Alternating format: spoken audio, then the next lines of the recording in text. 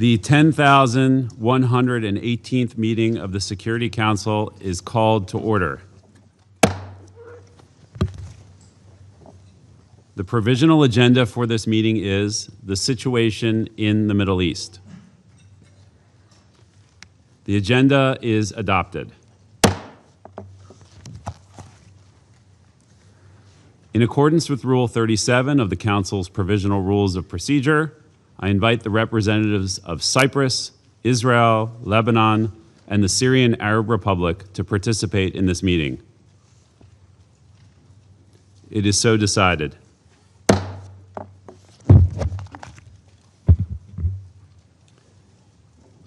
In accordance with Rule 39 of the Council's Provisional Rules of Procedure, I invite the following briefers to participate in this meeting. Ms. Rosemary DiCarlo, Undersecretary General for Political and Peacebuilding Affairs. Good morning. Mr. Jean-Pierre Lacroix, Undersecretary General for Peace Operations. Mr. Tom Fletcher, Undersecretary General for Humanitarian Affairs and Emergency Relief Coordinator. And Ms. Lynn Harfouche, Executive Committee Member of the Lebanese National Bloc Party. It is so decided.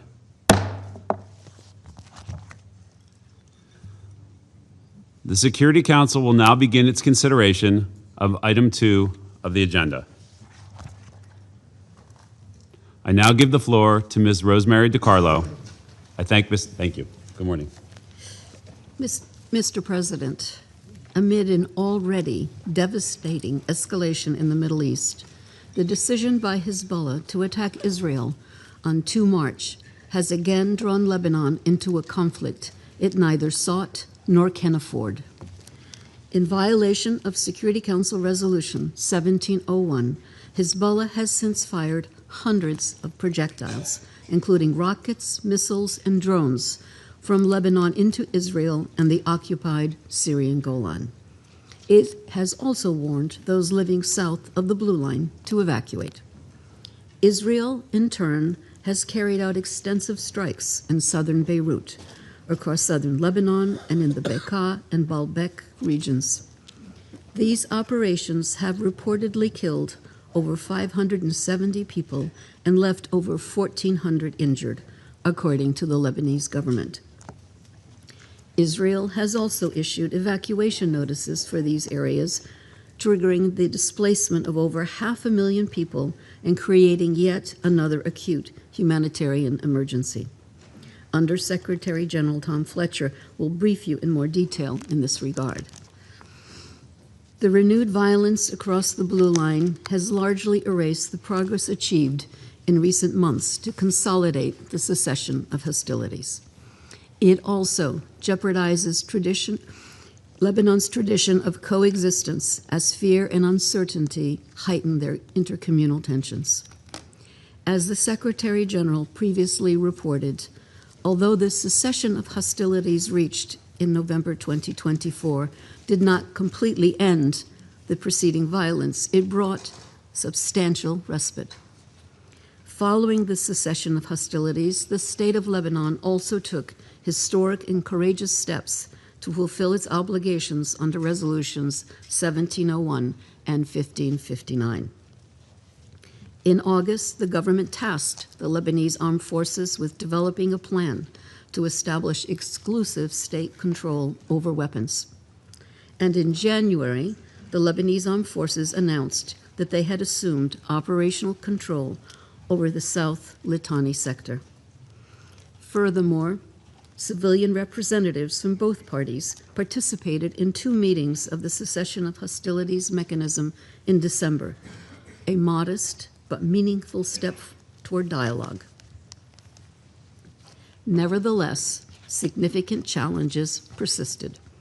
Hezbollah refused to cooperate with the government's efforts to extend state authority throughout Lebanon and establish a monopoly over the possession and use of arms. Meanwhile, the Israel Defense Forces maintained positions north of the Blue Line at 5 locations and 2 so-called buffer zones, while also conducting near-daily strikes on alleged Hezbollah and other non-state armed groups in Lebanon. Still, The progress achieved since November 2024 underscores the fact that security and stability for the people of Lebanon and Israel are attainable. It is vital to build on these advances, not squander them. It was therefore encouraging that on 9 March, President Aoun affirmed Lebanon's readiness to engage in direct negotiations with Israel under international auspices, with the aim of achieving a complete truce. He also proposed that the Lebanese armed forces, upon receiving urgent logistical support, would immediately take control of areas of tensions, confiscating all weapons and dismantling Hezbollah infrastructure. Prime Minister Salam has likewise reiterated Lebanon's commitment to achieving a state monopoly on arms. On 2 March, in condemning Hezbollah's actions, he affirmed the government's complete rejection of any military activity outside the scope of legitimate state institutions and reaffirmed the state's full authority over war and peace decisions. In a landmark statement, he announced the cabinet's decision prohibiting Hezbollah's military and security activities and mandating the immediate handover of weapons, tasking the Lebanese state security forces with the enforcement of this decision. These declarations have been accompanied by concrete measures. The Lebanese army has reported the detention of approximately 26 Lebanese nationals, including Hezbollah members, and 1 Palestinian, all for the illegal possession of weapons and ammunition. Judicial rulings have been passed down against some of the Hezbollah members arrested.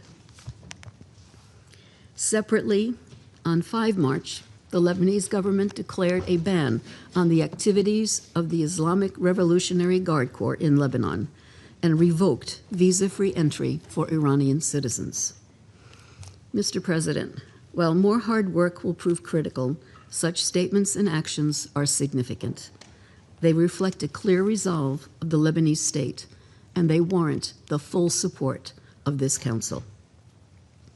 The United Nations remains firmly committed to assisting all parties in meeting their responsibilities.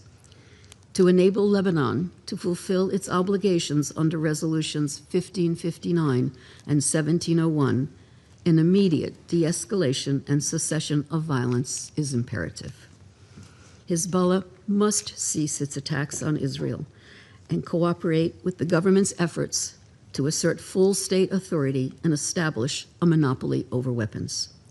Israel must halt its military campaign in Lebanon and withdraw its forces from Lebanese territory. The sovereignty and territorial integrity of both Lebanon and Israel must be upheld. All parties must respect their obligations under international law, including international humanitarian law. Civilians and civilian infrastructure must never be targeted. United Nations personnel must be protected. And the international community must scale up its support to the Lebanese state security services, particularly the Lebanese armed forces, to ensure they have the capacity and resources they critically require. The Secretary General continues to engage with member states to press for an end to this conflict. The Special Coordinator for Lebanon has been in contact with all relevant actors, including through a visit to Israel earlier this week, to advocate urgently for de-escalation and dialogue. As Undersecretary General Lacroix will report, UNIFIL peacekeepers remain in position along the Blue Line, often at great risk. To prevent further loss of life and to create the space for meaningful political engagement, violence must stop. Only then can the parties resume the difficult but indispensable work of building a stable and secure future for both Lebanon and Israel. We will continue to work closely with all concerned to restore calm and protect civilians. Our objective is straightforward: a return to a situation in which commitments under Resolutions 1559 and 1701 can be pursued in a credible and sustainable manner. This is a moment that requires restraint, responsibility, and a willingness to prioritize the well-being of the populations who bear the brunt of these hostilities. The United Nations stands ready to assist, but the decisions that shape the coming days must be guided by a collective recognition that further escalation benefits no one. Thank you, Mr. President. I thank Ms. DiCarlo for her briefing. I now give the floor to Mr. Jean-Pierre Lacroix. Thank you very much, Mr. President, members of the Security Council. As you just heard from Under Secretary General DiCarlo, the fragile situation that prevails since November 2024 has given way to a significant and dangerous escalation of hostilities. We are gravely concerned that there will be a further worsening of the situation in Lebanon and in the region. In this dangerous and precarious environment, UNIFIL remains on the ground, implementing its mandate as far as the security circumstances allow.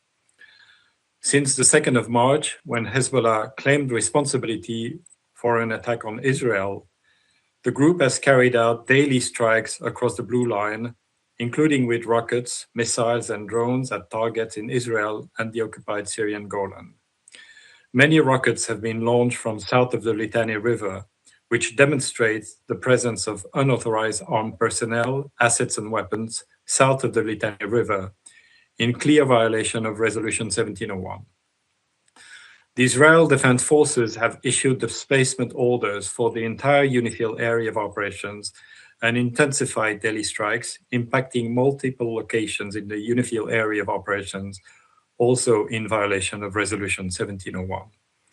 Since the 1st of March, UNIFIL has reported some 4,120 trajectories, including 2,733 from south to north of the Blue Line and 323 air attacks by the Israel Defense Forces.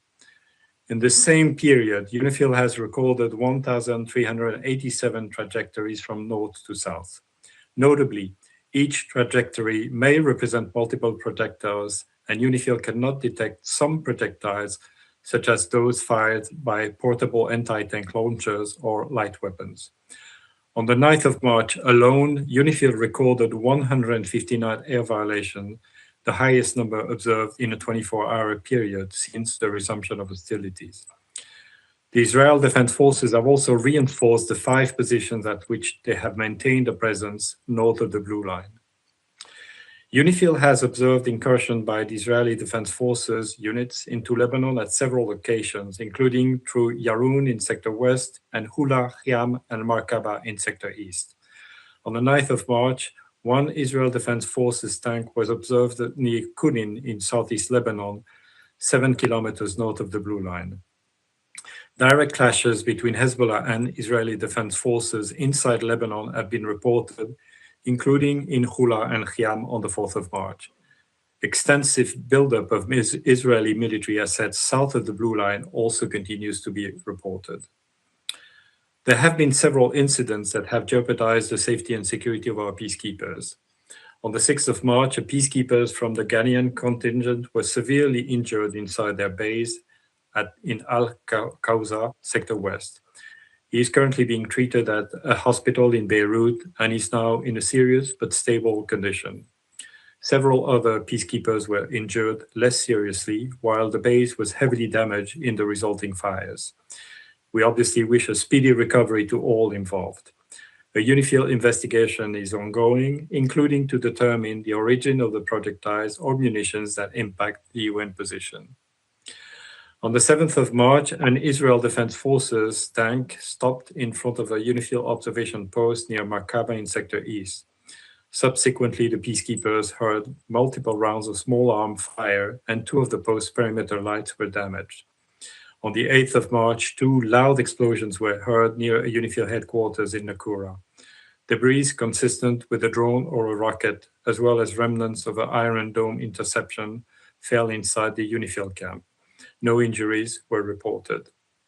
Mr. President, our peacekeepers have remained in position in line with the mandate this Council has provided, while continuously reassessing the force's posture against prevailing risks.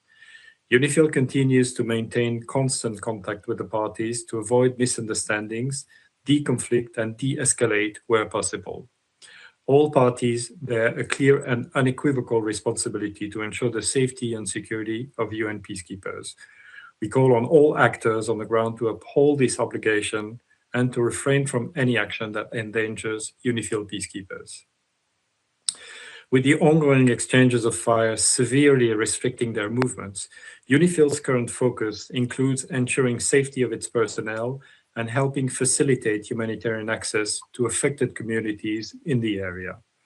UNIFIL has supported the local community in line with its protection of civilians mandate, transporting dozens of civilians to safety from several villages in southern Lebanon, including children, older persons, and persons with disabilities, in close coordination with local authorities.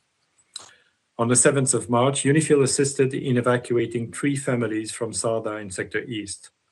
On the 10th of March, at the request of the municipality of Alma al-Shab in Sector West, UNIFIL facilitated the safe movement of around 80 civilians who wished to leave the area. Peacekeepers have largely been confined to their bases, with some spending significant periods of time in shelter, which seriously impedes UNIFIL's freedom of movement and limits the mission's monitoring and reporting ability. Troop rotations are currently suspended. This security environment has also presented challenges for the resupply of fuel, food, and water for UN positions. Roadblocks erected by the Israel Defense Forces have restricted access to a number of our positions. The UNIFIL head of mission and force commander, General Abanyara, is coordinating closely with the Special Coordinator for Lebanon, who is the designated official for security for all United Nations personnel in Lebanon. Program Essential UNIFIL civilian personnel have been moved to reside in UNIFIL headquarters at Nakura. Other international civilian personnel are relocating out of the South Litani sector, in some cases out of Lebanon. The mission is assisting our national colleagues who wish to relocate to the North Litani sector.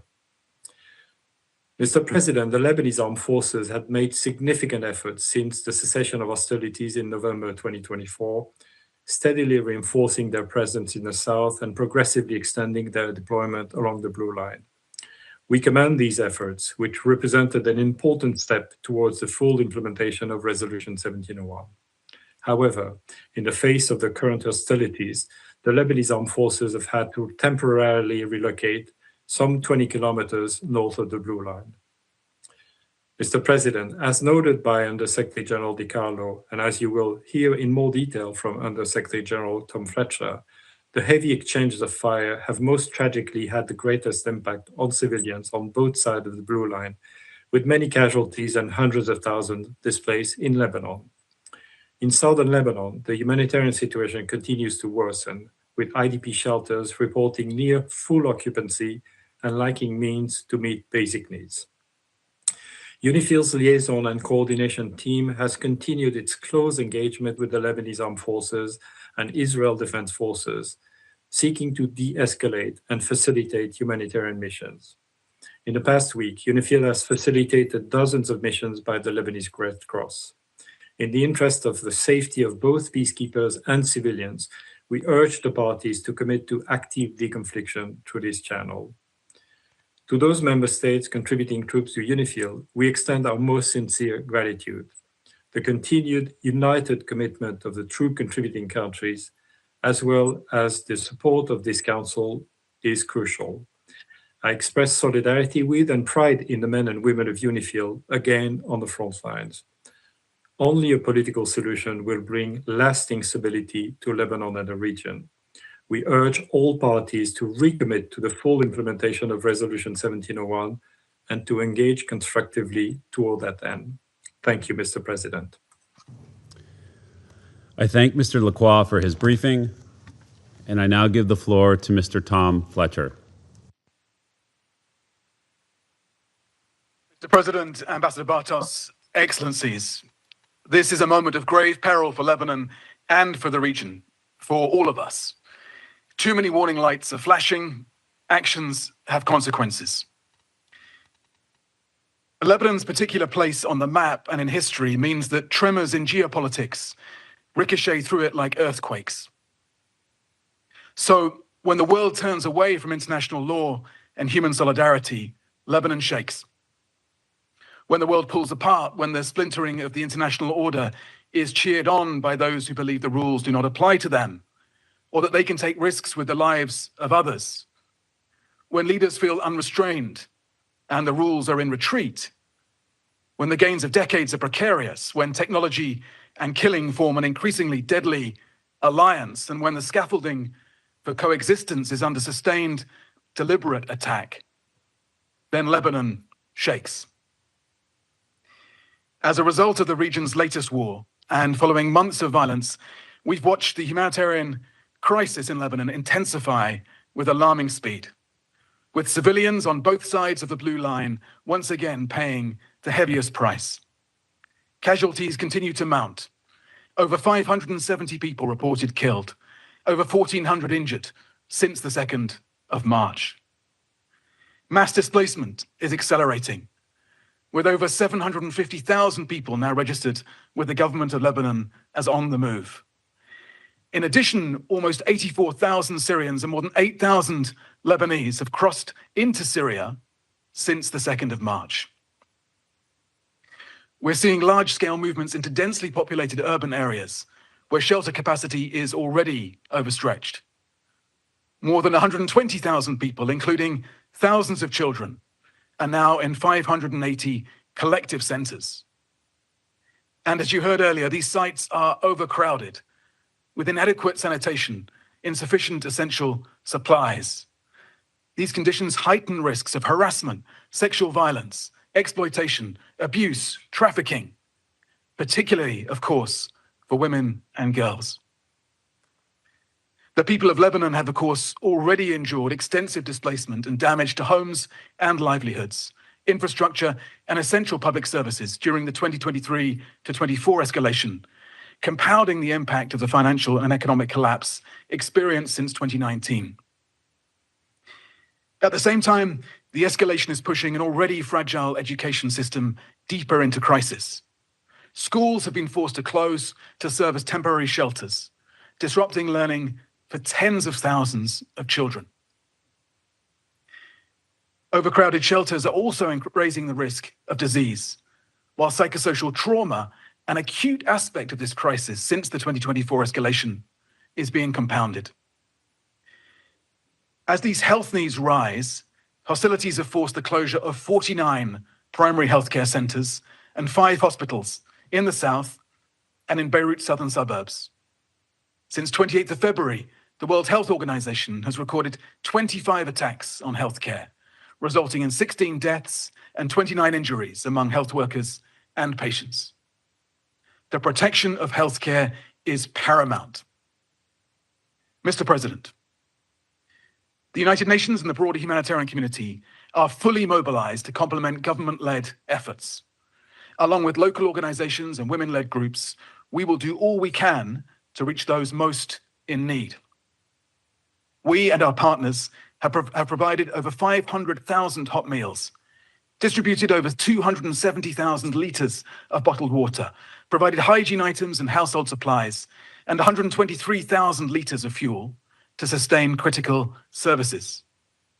Our rapid response teams are delivering life-saving supplies in shelters. 125 health sector-supported mobile primary healthcare units are providing services too. Child protection, psychosocial support are also being expanded, alongside preparations for emergency cash assistance for vulnerable children and families. In close coordination with the government of Lebanon, a 3-month hyper-prioritized flash appeal will be launched in Beirut later this week. This emergency scale-up comes on top of existing humanitarian programs under the 2026 Lebanon Response Plan.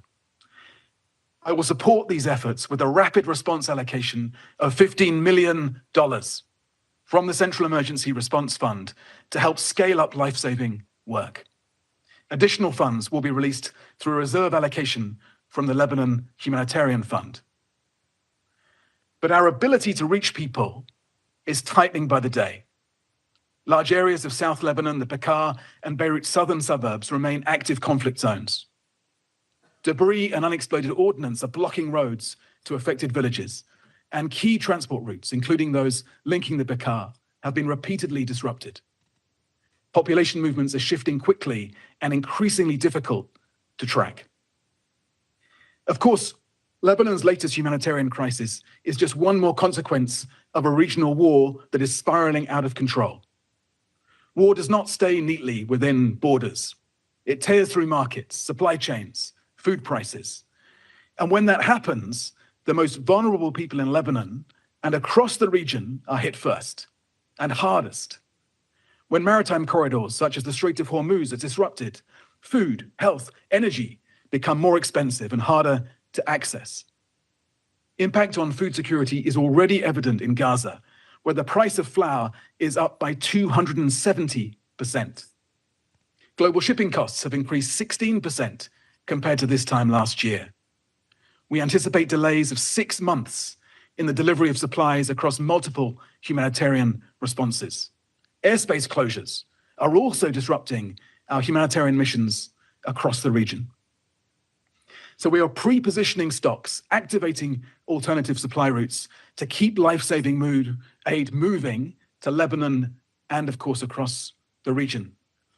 But as the Secretary General insisted and USG DiCarlo underlined, we need the protection of civilians, de-escalation, an immediate cessation of hostilities, and genuine dialogue and negotiations towards a peaceful settlement, in line with the Charter of the United Nations. As ever, I close with 3 asks of the Security Council. First, civilians, all civilians throughout the region must be protected and their access to life-saving help ensured. Constant care must be taken to spare civilians and civilian infrastructure, hospitals, water sources, schools, energy, at all times and by all parties. Humanitarians and humanitarian premises must be protected and our movements to provide aid facilitated. Today has been another tragic day for our humanitarian family. We're seeing civilians, including humanitarian workers, under attack across the region, in Lebanon, the occupied Palestinian territory, in Israel, in Iran, in Iraq, Saudi Arabia, in United Arab Emirates, in Kuwait, in Bahrain, Qatar, Jordan, Syria, Oman, and beyond. Second, we need generous funding for a principled, scaled-up humanitarian response. We must be supported to go wherever the needs are in the region. I have reaffirmed our readiness to help civilians in Lebanon, Iran, the occupied Palestinian territory, in Israel, or any other countries as needed. Humanitarian action is always harder in times of war, but this is, of course, when it is most needed.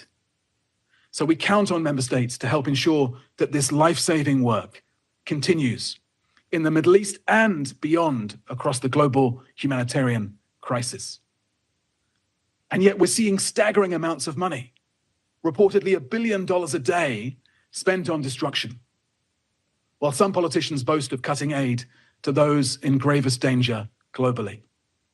With a fraction of this money, we can save millions of lives globally.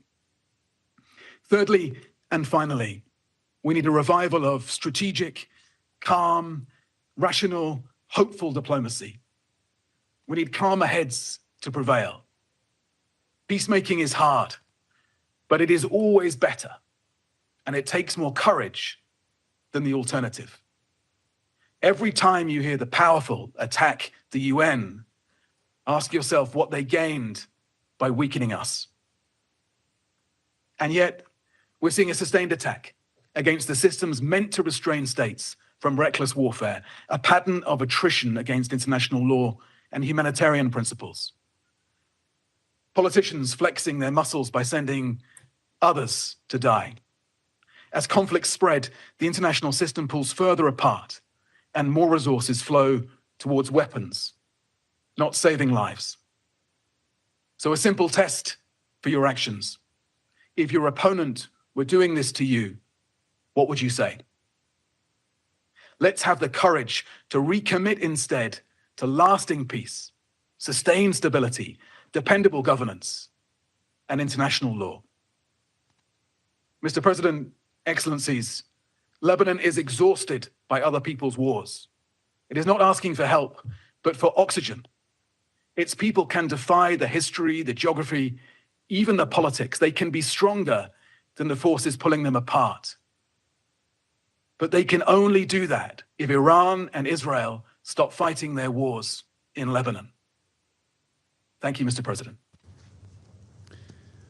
I thank Mr. Fletcher for his briefing, and I now give the floor to Ms. Lynn Harfouche.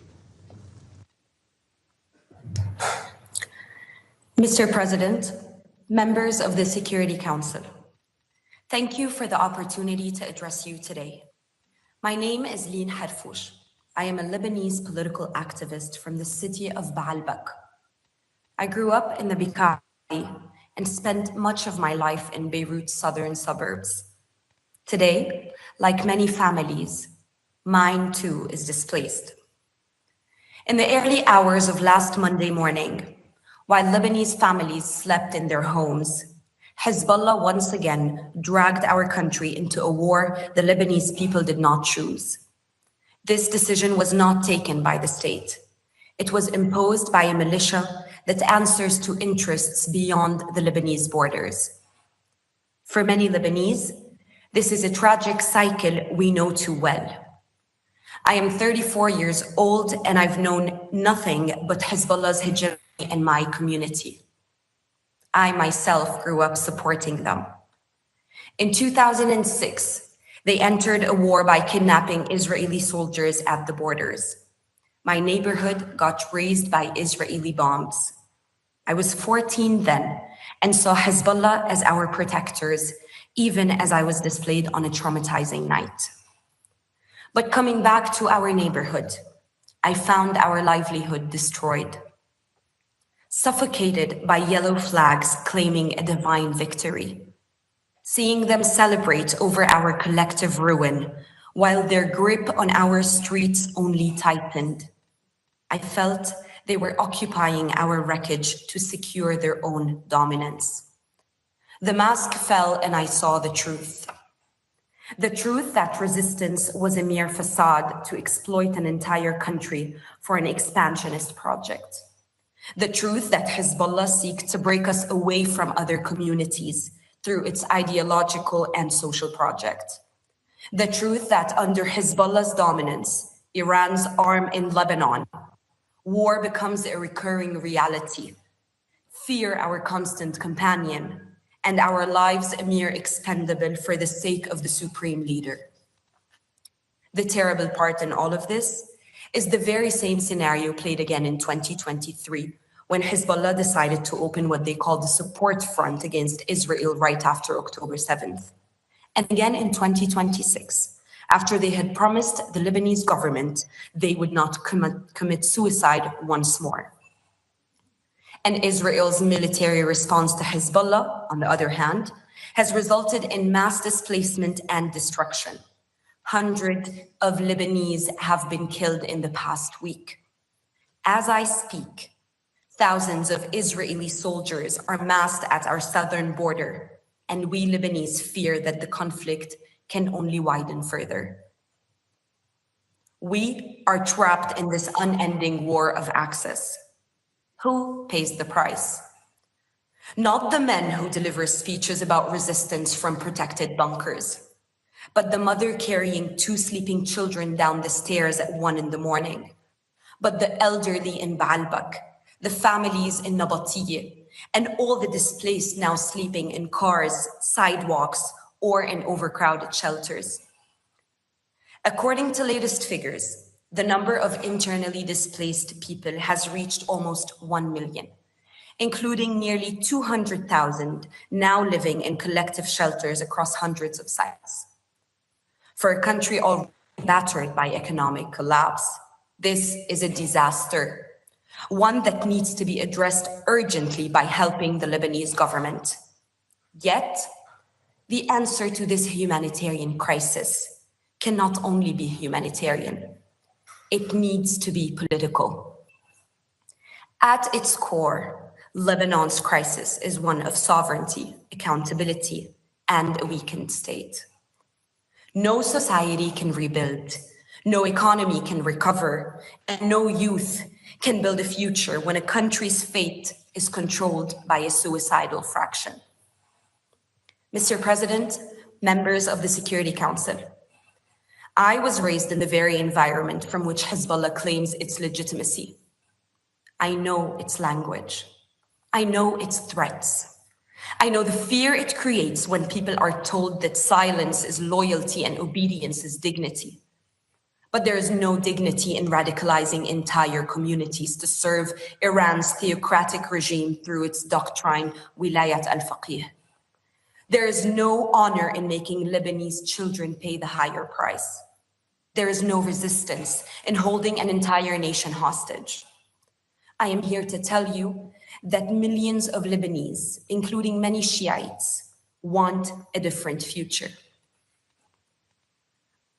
I also speak to you today as a mother of two boys, Hadi, who is 11, and Ray, who is 10 years old.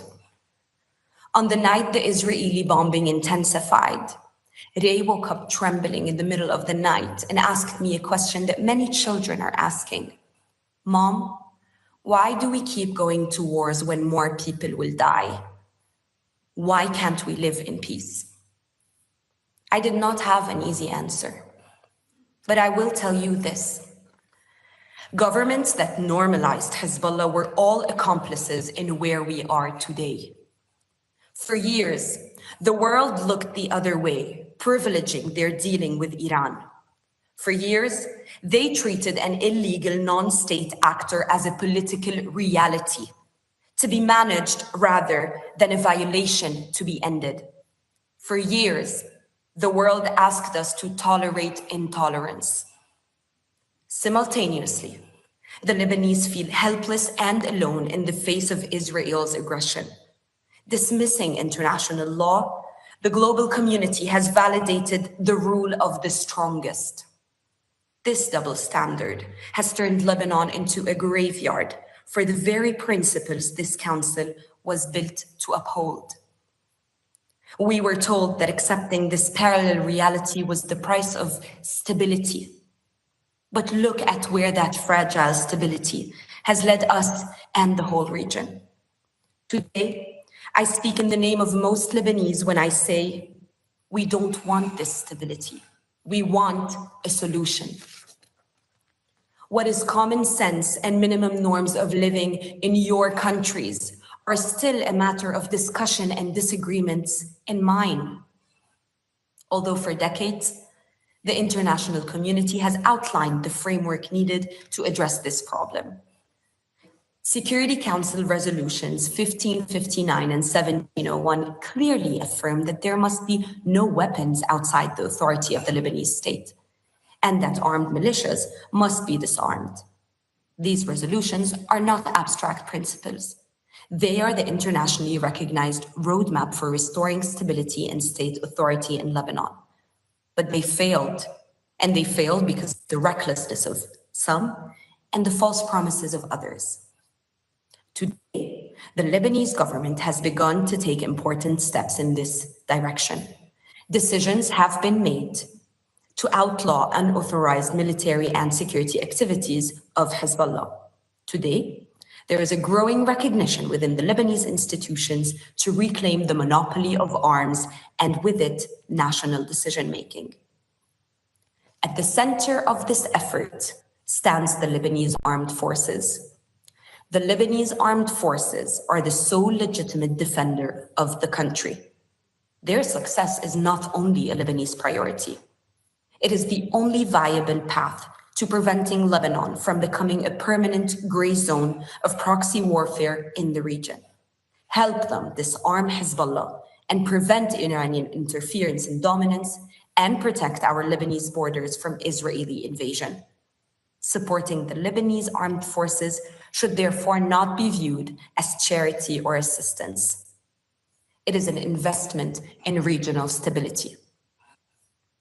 A couple of days ago, our president and prime minister launched a diplomatic initiative towards Israel.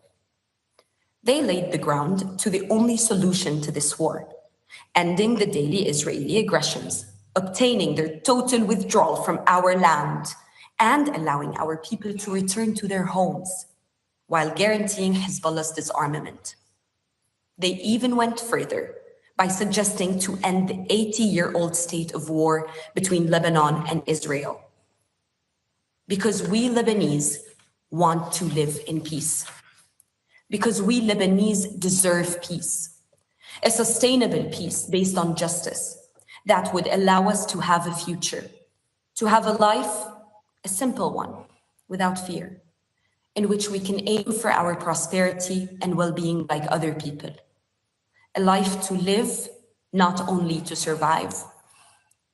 Lebanon, Mr. President, is not a mere geographic entity for this council to manage.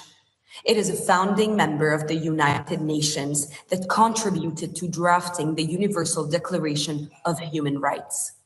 It's an idea of liberty and diversity that shouldn't fail, that cannot fail. Mr. President, members of the Council, I wish I could have been personally with you today, so I can look in the eyes of those who played a role in this turmoil and tell them what our ambassador Ghassan Touaini once said in the same room in 1978. Let my people live. Thank you. Thank you, Ms. Harfouch, for your courage and for that important briefing. And I now give the floor to those council members who wish to make statements. I now give the floor to the representative of France. Merci, Monsieur le Président. Thank you, President. France requested this meeting due to this dramatic and urgent situation, together with Bahrain, Denmark, Greece, Latvia, the DRC, and the UK. I thank you for convening it, and I thank the USG for Political and Peacebuilding Affairs, Rosemary DiCarlo, the USG for Peace Operations, Jean-Pierre Lacroix, and the USG for Humanitarian Affairs, Tom Fletcher, for their briefings, as well as Ms. Lynn Harfouch for Lebanese Civil Society. We support their participation in this debate. We welcome Lebanon, Israel, Syria, and Cyprus to our debate. President, war has once again reached Lebanon. Hezbollah has made the unacceptable and irresponsible decision to join the Iranian attacks against Israel over 10 days ago, dragging Lebanon into a conflict in which the Lebanese authorities and people refuse to be involved. The population is paying the highest price, with over 500 deaths on the Lebanese side, hundreds of wounded, and 750,000 displaced persons caused by Israeli military operations and the evacuation orders. On the Israeli side, a number of wounded, and the people have been forced to take refuge several times per day in shelters. This is not acceptable. France fully supports Lebanese government and their courageous decision on March 2nd of prohibiting absolutely all military and security activities by Hezbollah. We call on the government to immediately implement these critical decisions. Hezbollah must immediately end its attacks against Israel and lay down its arms. It must stop taking Lebanese people hostage for a war led by Tehran against Israel. For its part, Israel must respect the sovereignty and territorial integrity of Lebanon and cease all large-scale land interventions and lasting occupation of the Lebanese territory. History shows that this will only serve as a breeding ground for new instability rather than lasting peace. Civilians, whether they are Lebanese or Israeli, should never be targeted. The rules of international humanitarian law govern the conduct of hostilities, especially the principles of distinction, proportionality, and precaution. And adherence to these rules is crucial to ensure the protection of civilian populations and infrastructure under all circumstances. Deliberate attacks against UNIFIL are unacceptable. France condemns in the strongest terms the attack of March 6, 2026, in which 3 Ghanaian peacekeepers were injured. Express our condolences to Ghana. Protecting peacekeepers must be guaranteed in all circumstances and by all parties. In this difficult context, France commends the courage, professionalism, and commitment of UNIFIL personnel, as well as personnel from all the TCCs. President, war is not inevitable. Diplomacy is possible. We continue our exchanges, including through the President of the Republic, with Lebanese authorities and Israeli authorities to arrive at de-escalation. We support the efforts of mediation of the UN. The path to follow is clear to fully implement the ceasefire agreement of November 26, 2024, and Resolution 1701 of the Security Council, and also continue to be guided by the mechanism established in November 2024. This has been supported by the parties and will allow us to stabilize the situation throughout the Blue Line, provide security guarantees to both countries, and restore the territorial integrity of Lebanon. In this vein, we support the proposal of President Aoun to relaunch direct negotiations between Lebanon and Israel. At the same time, we must collectively aid the Lebanese people, to whom we express our full solidarity. France is fully mobilized to achieve this goal. We have already provided emergency aid of 6 million euros to humanitarian organizations that are present on site, including the High Commissioner for Refugees, and we support the UN's humanitarian commitment. France will allow the delivery of several dozen tons of humanitarian cargo very soon, including medicines. In addition, France is financing the implementation of projects on the ground to meet the essential needs of the populations that have been displaced. These projects are part of the efforts of the Lebanese government to respond to the crisis. Lastly, it is crucial to step up support to the Lebanese armed forces, whose mission in this difficult context is to pursue the disarmament of Hezbollah. France announced the delivery of armored vehicles to the Lebanese armed forces to support them in this mission. France remains staunchly committed to the sovereignty and stability of Lebanon and will be holding in Paris as soon as possible an international conference to strengthen the Lebanese armed forces. Thank you. I thank the representative of France for the statement, and I now give the floor to the representative of the United Kingdom. Thank you, President. I thank Under-Secretary Generals DiCarlo, Lacroix, and Fletcher for briefing us today, as well as Ms. Harfouche for your powerful testimony. I also welcome the participation of the permanent representatives of Lebanon and other countries of the region in our meeting. President, the United Kingdom joined the call for this meeting alongside European and other partners to address the serious escalation of violence across the Blue Line and in Lebanon. We strongly condemn Lebanese Hezbollah's ongoing attacks against Israel and the region, which must cease.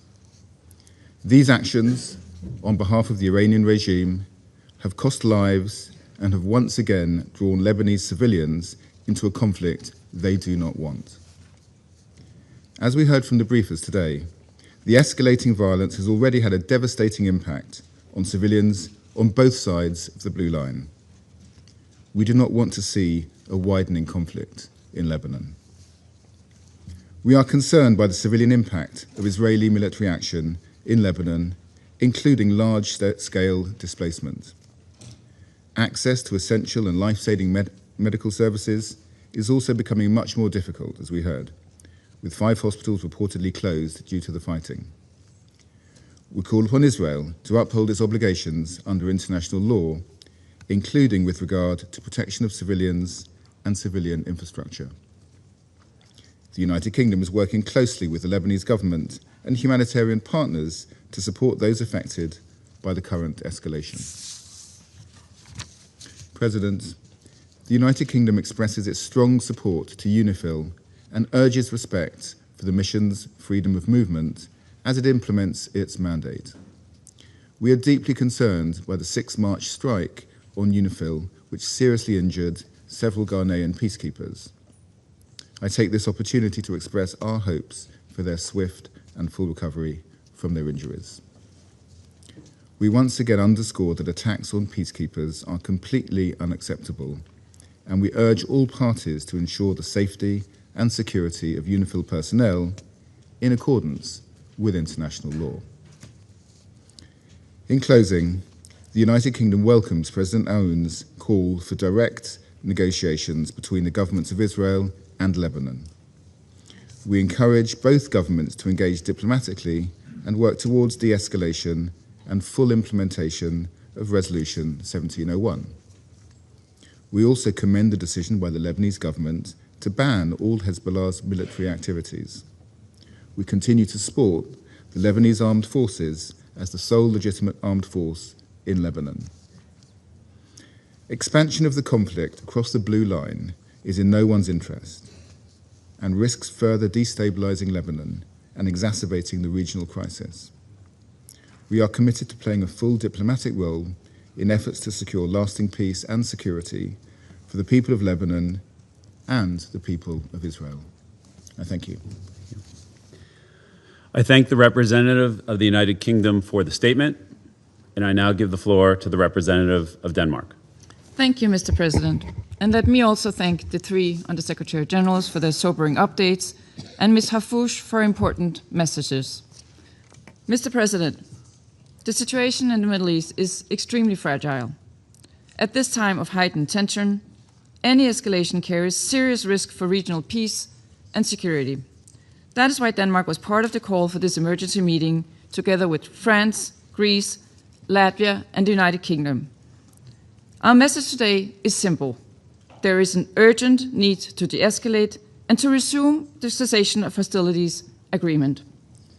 Hezbollah's action risks dragging Lebanon into a broader regional war against the will and interest of the Lebanese government and the Lebanese people.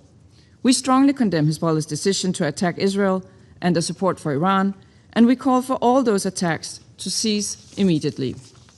On its part, Israel must exercise the right to self-defense in accordance with international law and abstain from further escalating the situation. We urge Israel to withdraw its forces from occupied areas in Lebanon in line with the November 2024 cessation of hostilities agreement. We call for respect for Lebanese sovereignty, territorial integrity, and independence in line with Resolution 1701. This will also allow for a gradual establishment and control by the Lebanese armed forces in southern Lebanon, paving the way for the exclusive state control with arms in the country. As a result of the recent outbreak of hostilities, in the past week alone, more than 550 Lebanese civilians have been killed. Denmark underlines that all parties must respect international law, including international humanitarian law, and that the protection of civilians and civilian infrastructure must be ensured. Over 700,000 civilians have been forced to evacuate, creating large waves of internally displaced within Lebanon. Thousands more have crossed into Syria. All of those places additional strain on Lebanon, whose people have already suffered from large-scale economic and humanitarian challenges as a result of decades of conflict, mismanagement, external interference, and regional instability. A strong, stable, and secure Lebanon would contribute to Israel's safety. This can only materialize, however, if the parties focus on de-escalation and dialogue, and it requires that Hezbollah stops its attacks. Mr. President, Lebanese society has historically been, and remains to this day, a mosaic of diversity. This diversity is a distinct strength.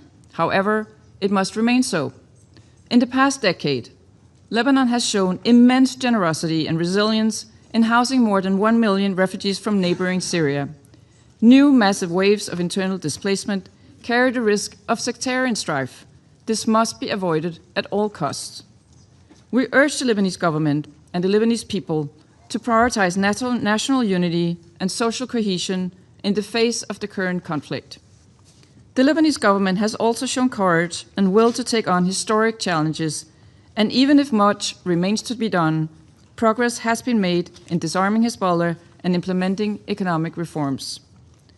the current conflict risks rolling back these positive steps. Mr. President, against this backdrop, UNIFIL's presence in southern Lebanon is more important than ever. We fully support UNIFIL in exercising the task mandated by this Council and recall that peacekeepers are protected by international law.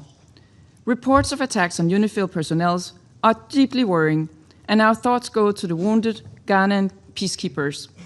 Any deliberate targeting of peacekeepers is unacceptable. The current volatile situation only underscored the need for UNIFIL and for a strong and continuous UN presence in Lebanon, including after UNIFIL's drawdown by December 2026. Mr. President, in closing, Lebanon must not become another front in an already dangerous and volatile regional landscape. Its people, who have already suffered for so much and so long, must not be dragged into another man-made humanitarian emergency. We call on all actors to step back from the brink and return to negotiations and peaceful dialogue. I thank you. I thank the representative of Denmark for the statement, and I now give the floor to the representative of Latvia. Thank you, Mr. President. Allow me to begin by thanking the United States, the presidents of this Council, for convening this meeting on such a short notice. And Latvia also joined the call for this meeting to take place.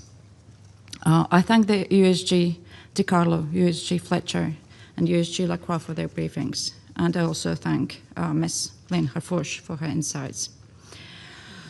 The current escalation in Lebanon has serious consequences for the civilian populations and for the security of UN peacekeepers, as well as the stability of the region and global security. And we commend the exceptional service of UNIFIL as it continues to carry out its mandate under Resolution 1701, monitoring this conflict even in the direst circumstances. All essential personnel, including those from my country, are still remaining in place in the midst of hostilities. Mr. President, Hezbollah has chosen to attack Israel in support of Iran and has dragged the people of Lebanon into a conflict they have no part in. And it brings more suffering to the civilian population and endangers the fragile progress of the Lebanese government attempting to assert state control over its territory. Hezbollah's escalation is part of the pattern, as Iran consistently uses proxy networks to destabilize Middle East, attacks countries in the region, and enables aggression in Europe. And it must stop now. Hezbollah must immediately disarm and stop all actions against Israel, but we commend the Lebanese government's decision of 2nd March to declare all Hezbollah military and security activities illegal in the whole territory of Lebanon. As Lebanon's Prime Minister, Nawaf Salam, has warned of a looming humanitarian crisis, and we heard also from our briefers, with more than 700 persons forcibly displaced and more than 870 people lacking basic supplies, we strongly reiterate the vital need for all sides to respect international humanitarian law. With over 500 people killed, we call on all parties to ensure adherence to principles of proportionality and distinction of civilian objects. While we recognize Israel's right to self-defense, our concern lies with the human cost that is already piling high with Israel's operations against Hezbollah, including in densely populated areas. We urge the cessation of all hostilities and return to the ceasefire. We call for the territorial integrity and sovereignty of Lebanon to be respected, as reflected in Resolution 1701 and the UN Charter. The safety and security of UN personnel and property must be respected by all sides and at all times. We call upon all members of this Council to continue stressing the crucial importance of upholding commitments agreed in Security Council resolutions 2518 and 2730. Latvia, as UNIFIL troop contributing country, is especially distressed by the fact that amidst heavy firing, 3 UNIFIL peacekeepers from Ghana were injured inside their base in South Lebanon, and our thoughts are with the injured, and we wish them speedy recovery. The current escalation only reiterates the need for a long-term solution of this conflict, and it is essential that the withdrawal of UNIFIL does not result in a security vacuum. We welcome the political commitment of the Lebanese government to extend its authority throughout the country and the implementation of the disarmament plan. And the continued international support in these efforts remains essential. We continue to stand by Lebanon and its people. And we look forward to the UN Secretary General report in June and Council's continued work on solutions for providing security support of Lebanon. Mr. President, we commend all mediation efforts, and it is important that Security Council supports these processes in any way possible. We cannot allow the progress that Lebanon has achieved over the past 20 years to vanish. I thank you. I thank the representative of Latvia for the statement, and I now give the floor to the representative of Greece. Thank you, Mr. President. I wish to thank today's briefers, USGs DiCarlo, Lacroix, and Fletcher for their thorough remarks. I also wish to thank Ms. Lynn Harfouche for her compelling message. I welcome the presence of the permanent representatives of Lebanon, Israel, the Syrian Arab Republic, and Cyprus in today's meeting. Greece, alongside France, Denmark, Latvia, and the UK, called for today's briefing due to the dangerous escalation in Lebanon, an escalation which bears serious consequences for the civilian population and for UNIFIL peacekeepers. Mr. President, Lebanon is the victim of a war it did not choose. We strongly condemn the attacks of Hezbollah acting in support of Iran against Israel, which triggered this round of escalation. Hezbollah constitutes a threat to regional stability. Hezbollah has no right to unilaterally drag the Lebanese people into misery and despair. The Lebanese state is the sole legitimate authority which can conduct military operations and define Lebanon's foreign relations. Hezbollah must disarm immediately and stop all actions against Israel. In the midst of these developments, we welcome and commend the decision of the Lebanese Council of Ministers to ban Hezbollah's military activities. The resolve of the Lebanese leadership to extend its exclusive control over arms is clear. It should be given a chance to bring security and prosperity to Lebanon. We should all be standing by their side. Its steadfast commitment did not falter in the face of developments. Instead, it seems to have been strengthened. We reaffirm our support for the territorial integrity, sovereignty, and political independence of Lebanon. Lebanese sovereignty must be fully respected, and civilians must be protected in accordance with international law. Mr. President, as the spiral of escalation accelerates, we call for maximum restraint and the protection of civilians and infrastructure. Restraint can be a virtue in times of crisis, an indicative of strength and resolve, not weakness. As the Greek Prime Minister said in his telephone conversations with the leaders of Israel and Lebanon, Greece recognizes the right of Israel to defend itself according to international law.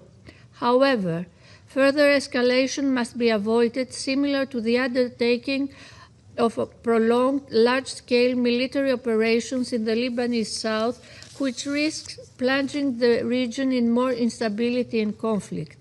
Full respect of Security Council Resolution 1701 and the ceasefire agreement of 2024 is a prerequisite for stability. As our briefers described, Lebanon is faced with a profound humanitarian challenge. More than 700,000 civilians have been displaced, while dozens are dead and injured, and children are caught in the midst of this chaos.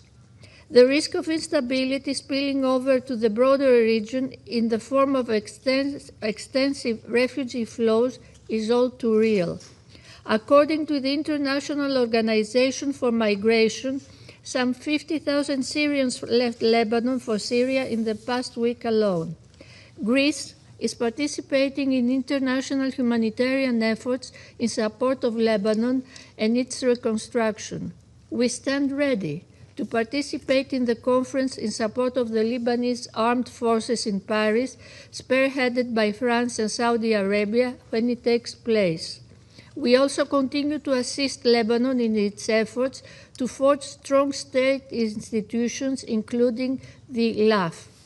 It is a pledge made by the Greek Prime Minister to President Daon, which has already produced concrete results.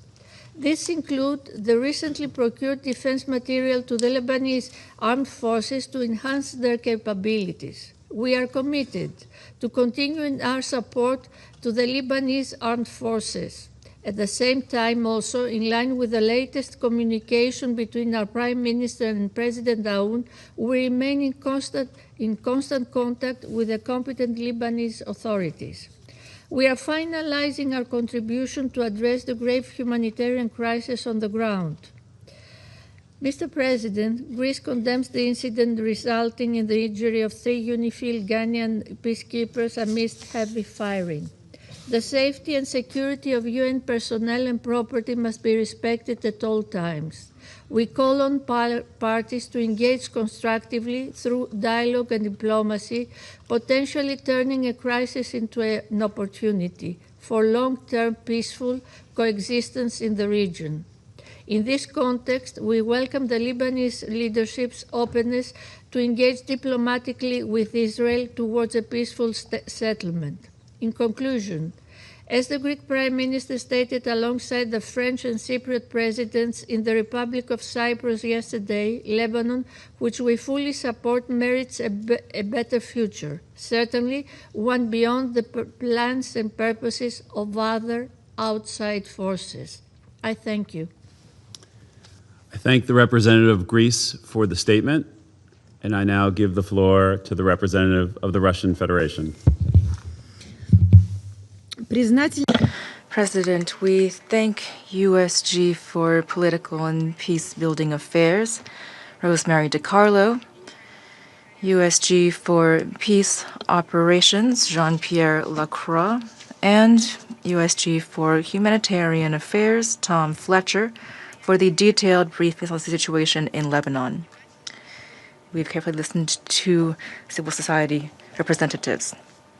President, today's emergency meeting of the Security Council in relation to the latest round of confrontation in Lebanon is taking place in the context of and directly connection with the unprecedented escalation in the Middle East caused by the continued aggression of the U.S. and Israel against Iran. However, our Western partners might try to turn things on their heads and misportray what is happening. It is the American and Israeli military escapade that is plunging the overall region ever deeper into chaos, taking an ever-rising number of human lives and causing irreversible damage to civilian infrastructure. Serious consequences are already being felt by many Middle Eastern countries that we count among our friends. Unfortunately, Lebanon is no exception to this. It has once again suffered large-scale attacks from Israel. It is telling that even before the current escalation, Israeli leadership had repeatedly and openly threatened Lebanon with a renewal of large-scale military action. Judging by the public statements by representative of the General Staff of the IDF, plans to clear the Lebanese territory had long been in the making. At the same time, the Israelis have been repeatedly violating the agreements of 2024 that were reached for the mediation of the U.S. and France when it comes to withdrawing their contingents to the south of the Blue Line, as well as when it comes to stopping arbitrary attacks and strikes on Lebanon. President, we'd like to emphasize that we have always shared and continue to understand the legitimate concerns of our Israeli partners when it comes to the security of their country. We understand the motivations that caused West Jerusalem to begin their military operation against Lebanon. The military action of March 2nd against Israel and subsequent missile and drone attacks on the central region of Israel could, of course, only lead to extreme alarm and concern. At the same time, we believe that the IDF's response over the past 10 days was disproportionate and excessive. As seen in regular reports from the UN Secretariat, the Israelis are ignoring norms of international humanitarian law conducting strikes against civilian targets inter alia, which have led to many casualties among the civilian population. Over the past 4 days alone, the Israeli armed forces have attacked more than 60 towns.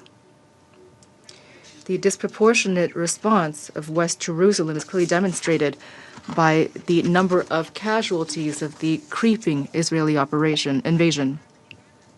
According to the Lebanese Ministry of Health, since March 2nd, about 500 people have died, including 80 children, and the number of wounded is in the hundreds.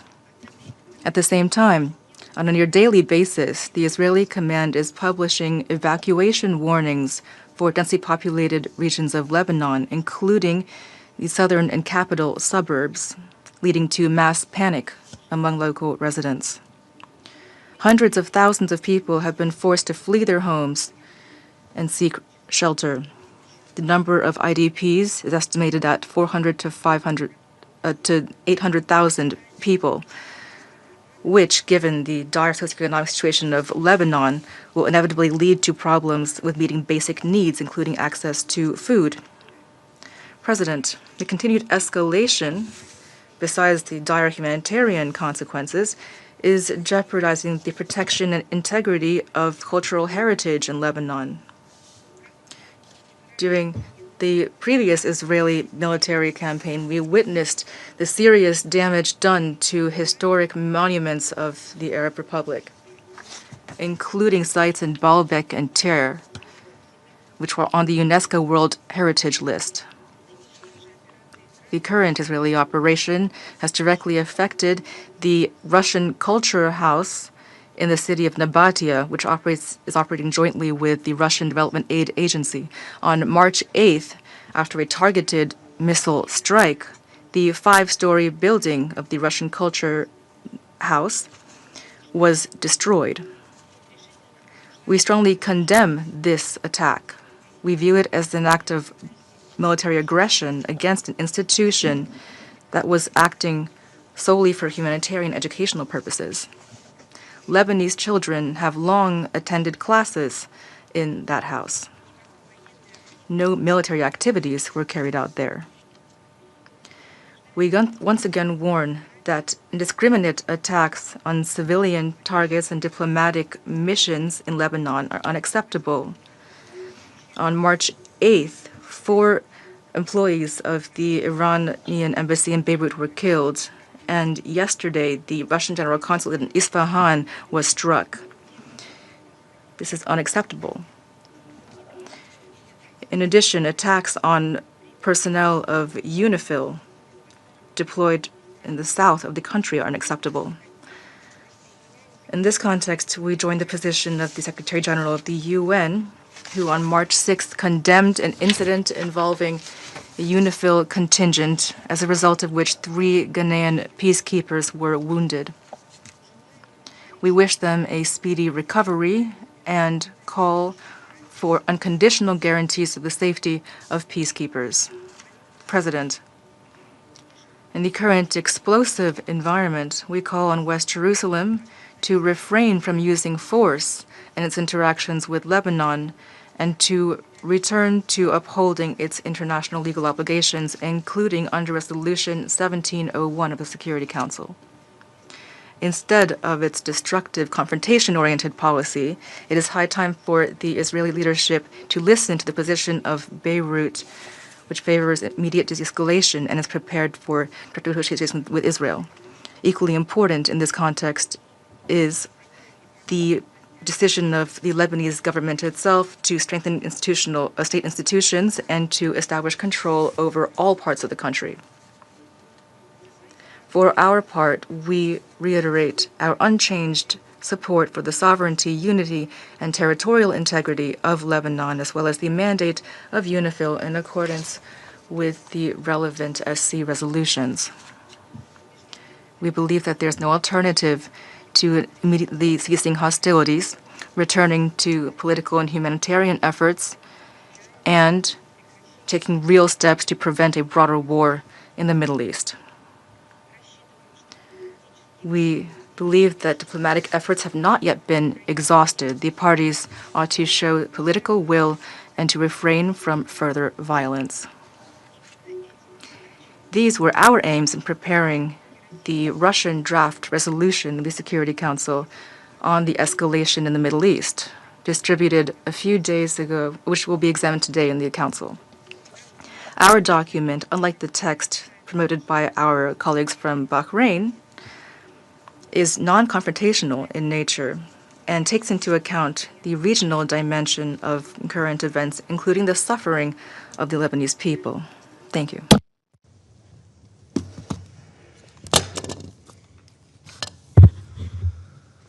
I thank the representative of Russia for her statement. I now give the floor to the representative of China. Thank you, President. I thank USG DiCarlo, USG Lacroix, USG Fletcher, and Ms. Hafouche for their briefings. The current escalation of fighting in the Middle East is spreading, and the situation between Lebanon and Israel has also sharply intensified. The continuation of hostilities serves the interests of no party. The international community should pool its efforts to promote peace, de-escalate the tensions ASAP so as to restore peace and stability in the region. First, an immediate ceasefire must be promoted to end the fighting. Recently, Hezbollah and Israel has continued to exchange fire. Israel has launched intense attacks on towns in southern Lebanon and on Beirut, expanding its military control over southern Lebanon. These attacks have already resulted in the deaths of more than 570 people, including a large number of women and children. We have noted that Iran's letter to the Security Council stating that 4 Iranian diplomats were killed in the attack.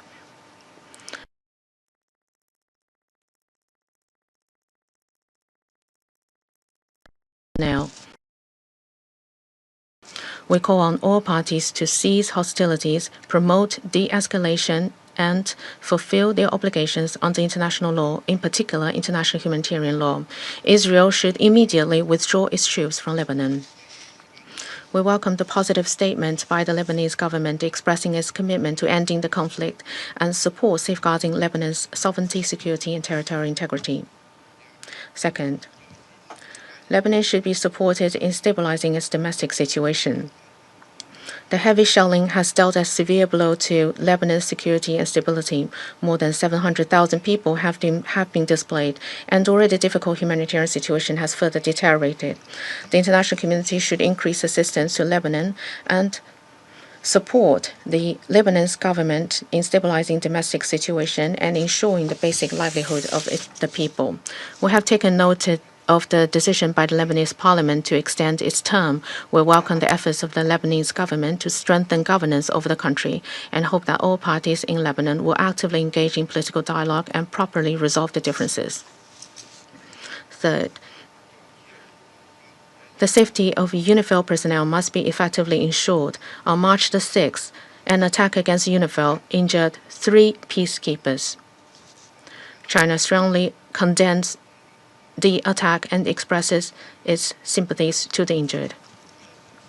Any deliberate attack on UN's peacekeepers constitutes a serious violation of international humanitarian law and Security Council Resolution 1701 and must be firmly opposed and held accountable. The current tensions once again highlights the important role of UNIFIL. China urges all parties to ensure the safety and freedom of movement of UNIFIL personnel so that the mission can effectively carry out its mandate. China stands ready to work with the international community to make unremitting efforts to calm the situation between Lebanon and Israel and to restore peace and stability in Lebanon and the Middle East region. Thank you, President.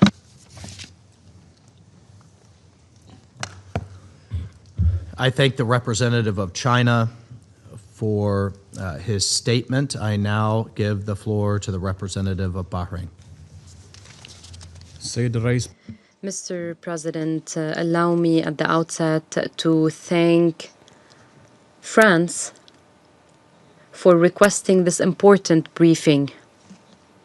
The Kingdom of Bahrain, Denmark, Greece, Latvia, and the United Kingdom joined this request.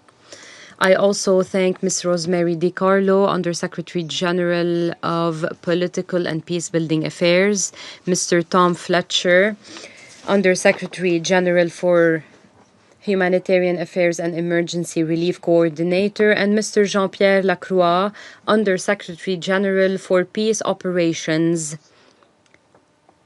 and Ms. Lynn Harfouch for their important and valuable briefings. I also welcome all permanent representatives with us today. Mr. President, the Kingdom of Bahrain deeply regrets the recent dangerous military escalation in the region as a result of the unjustified Iranian attacks, which have targeted my country, the Kingdom of Bahrain, and a number of other brotherly Arab states, in clear violation of the principles of good neighborliness and respect for the sovereignty of states, and in grave breach of international law and the UN Charter. The Kingdom of Bahrain calls upon the Islamic Republic of Iran to immediately cease these hostilities and stop using its proxies and armed militias in the region and beyond. We warn that the continuation of these blatant acts of aggression will lead to further escalation and exacerbate existing tensions, with potentially serious repercussions on regional security and stability. Mr. President, we stress our support for the unity, sovereignty, independence, and territorial integrity of the Lebanese Republic. We support efforts to extend Lebanese state authority over all its territory, thereby strengthening its constitutional institutions, preserving security and stability, and fulfilling the aspirations of its brotherly people for a free and dignified life, development, and prosperity. Bahrain also emphasizes the importance of sparing Lebanon the repercussions of regional escalation and rejects any attempts to drag it into ongoing regional conflicts. We welcome the decision of the Lebanese Council of Ministers on March 2, 2026, regarding the immediate ban on all security and military activities of Hezbollah and restricting its activities to political and legal work, in addition to the start of the second phase of the plan to impose the monopoly of the Lebanese state and its legitimate institutions on weapons, particularly the Lebanese army and official security forces. We stress that this step is an important development and a sine qua non to promote the sovereignty of the Lebanese state and strengthen its institutions in line with the Lebanese constitution and relevant international resolutions, especially Security Council Resolution 1701 and the Ta'if Agreement. This promotes and strengthens internal stability and promotes the Lebanese state's ability to fulfill its national responsibilities and maintain Lebanon's security and stability. The Kingdom of Bahrain also welcomes the call by His Excellency, the Lebanese President Joseph Aoun, to hold direct negotiations with Israel under international auspices to reach an immediate ceasefire in Lebanon. Mr. President, the Kingdom of Bahrain is following with concern the violations of the ceasefire agreement signed between Lebanon and Israel in November 2014, as documented by the UNIFIL. The attacks by Hezbollah on Israel have led to the military escalation in Lebanon, resulting in the displacement of civilians and a worsening of the humanitarian situation. This could have repercussions extending to neighboring countries, further straining their resources and stability. In this context, we stress the need for all parties to adhere to the ceasefire agreement and refrain from any actions that undermine it. We stress that the protection of civilians and the alleviation of human suffering must remain at the heart of joint collaborative efforts. We also emphasize that the safety and security of UN peacekeeping forces is a legal and moral obligation for all parties, and that any attack against them is a clear violation of relevant Security Council resolutions. At the same time, we stress that any gradual withdrawal of UNIFIL forces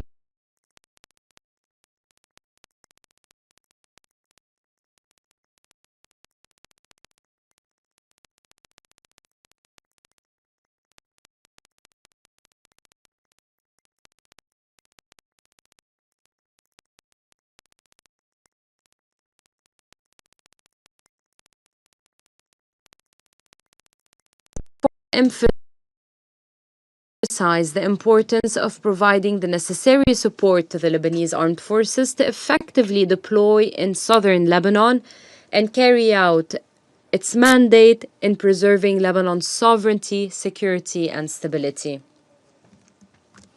We also welcome the French initiative to hold an international conference to support the Lebanese armed forces and internal security forces in April 2026. We also appreciate the efforts of the Lebanese Quintet Committee, namely the United States, the Kingdom of Saudi Arabia, the State of Qatar, the Arab Republic of Egypt, and the French Republic in providing political, economic, and security support to Lebanon during this phase. In conclusion, the Kingdom of Bahrain reiterates that the stability and sovereignty of Lebanon represent a shared regional and international interest. We call upon all parties to adhere to the relevant international resolutions, respect the ceasefire agreement, and spare Lebanon and the region further escalation. Thank you, Mr. President.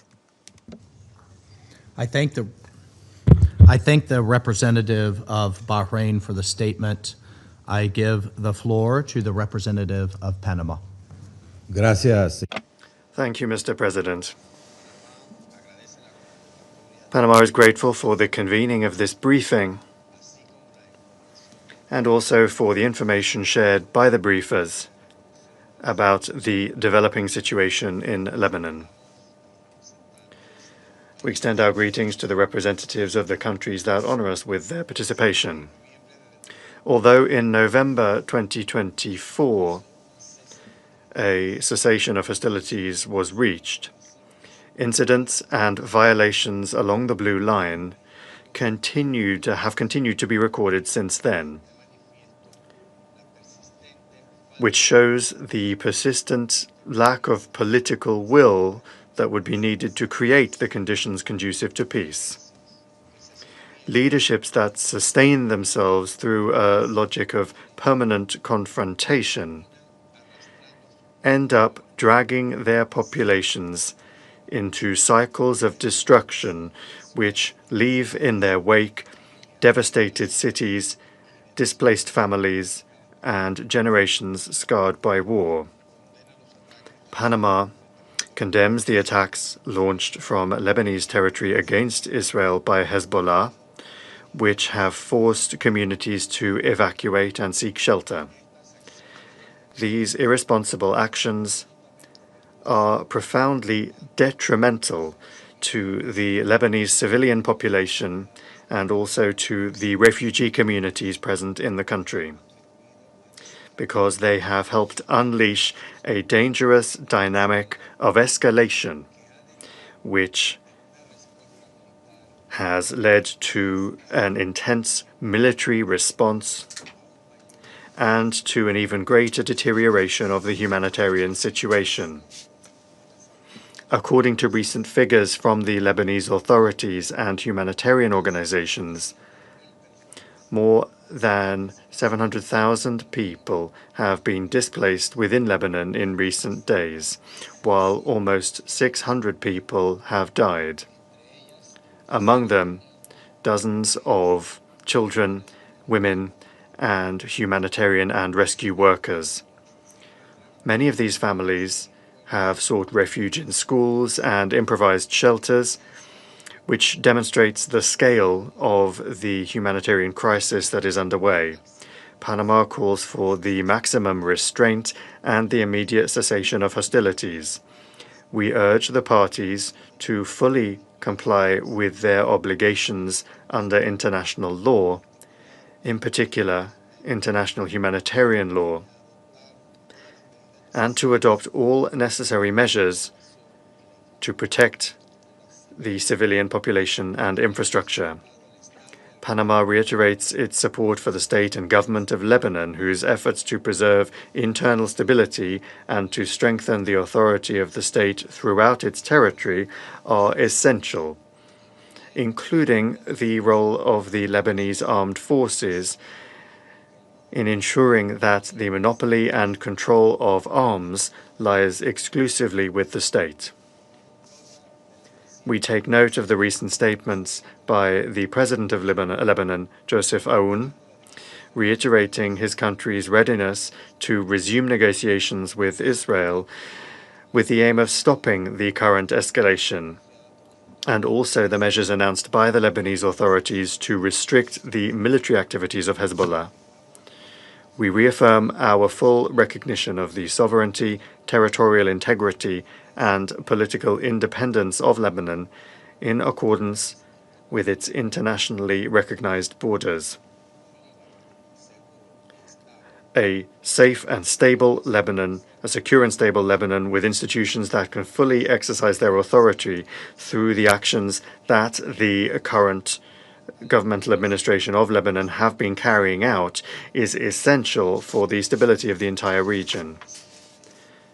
Mr. President, the support of the United Nations to preserve relative stability along the Blue Line in recent decades has been and continues to be essential in order to avoid greater escalations of violence. That notwithstanding, in recent months, the presence of the United Nations Interim Force in Lebanon has suffered repeated attacks, increasing the risks for personnel and its facilities. We robustly reject these attacks. Last week, 3 blue helmets from the Ghana contingent were wounded while they were within a mission position in the south of Lebanon. Attacks or actions that compromise the security and integrity of the personnel, facilities, and property of the United Nations are unacceptable. Blue helmets that are implementing the mandates of this Council, as well as the positions and infrastructure of the mission, must be respected and protected at all times in accordance with international law. Panama reiterates its firm support and backing for the work of the United Nations Interim Force in Lebanon.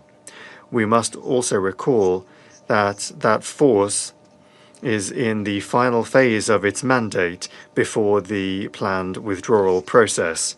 And it is precisely for that reason that it is even more important to preserve the conditions of stability on the ground, to ensure the freedom of movement of the mission, and to allow it to fully carry out the tasks entrusted to it by this Council. We reiterate the urgent appeal for the greatest restraint and the immediate cessation of hostilities.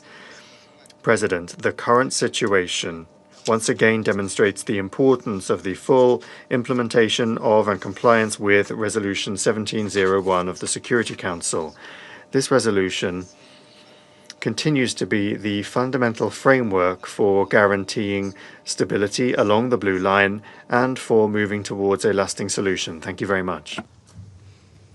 I thank the representative of Panama for the statement. I give the floor to the representative of Pakistan. Thank you, Mr. President.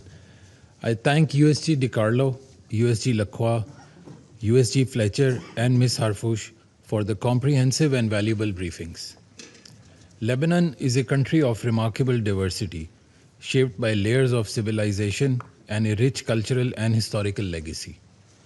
Its people have long shown resilience in the face of adversity, preserving a vibrant social fabric rooted in coexistence among communities and traditions. Lebanon needs a period of calm to pursue its objectives of peace and stability. The renewed escalation and hostilities are a matter of great concern.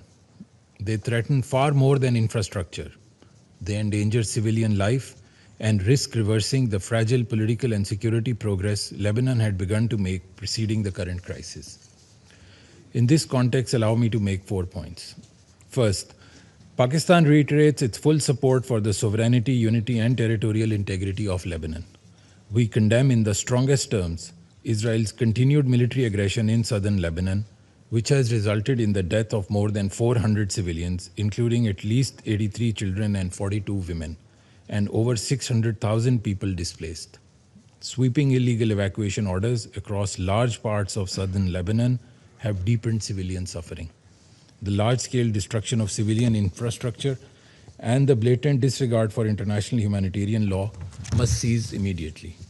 Second, the use of force must remain the exclusive prerogative of the Lebanese state through its legitimate institutions.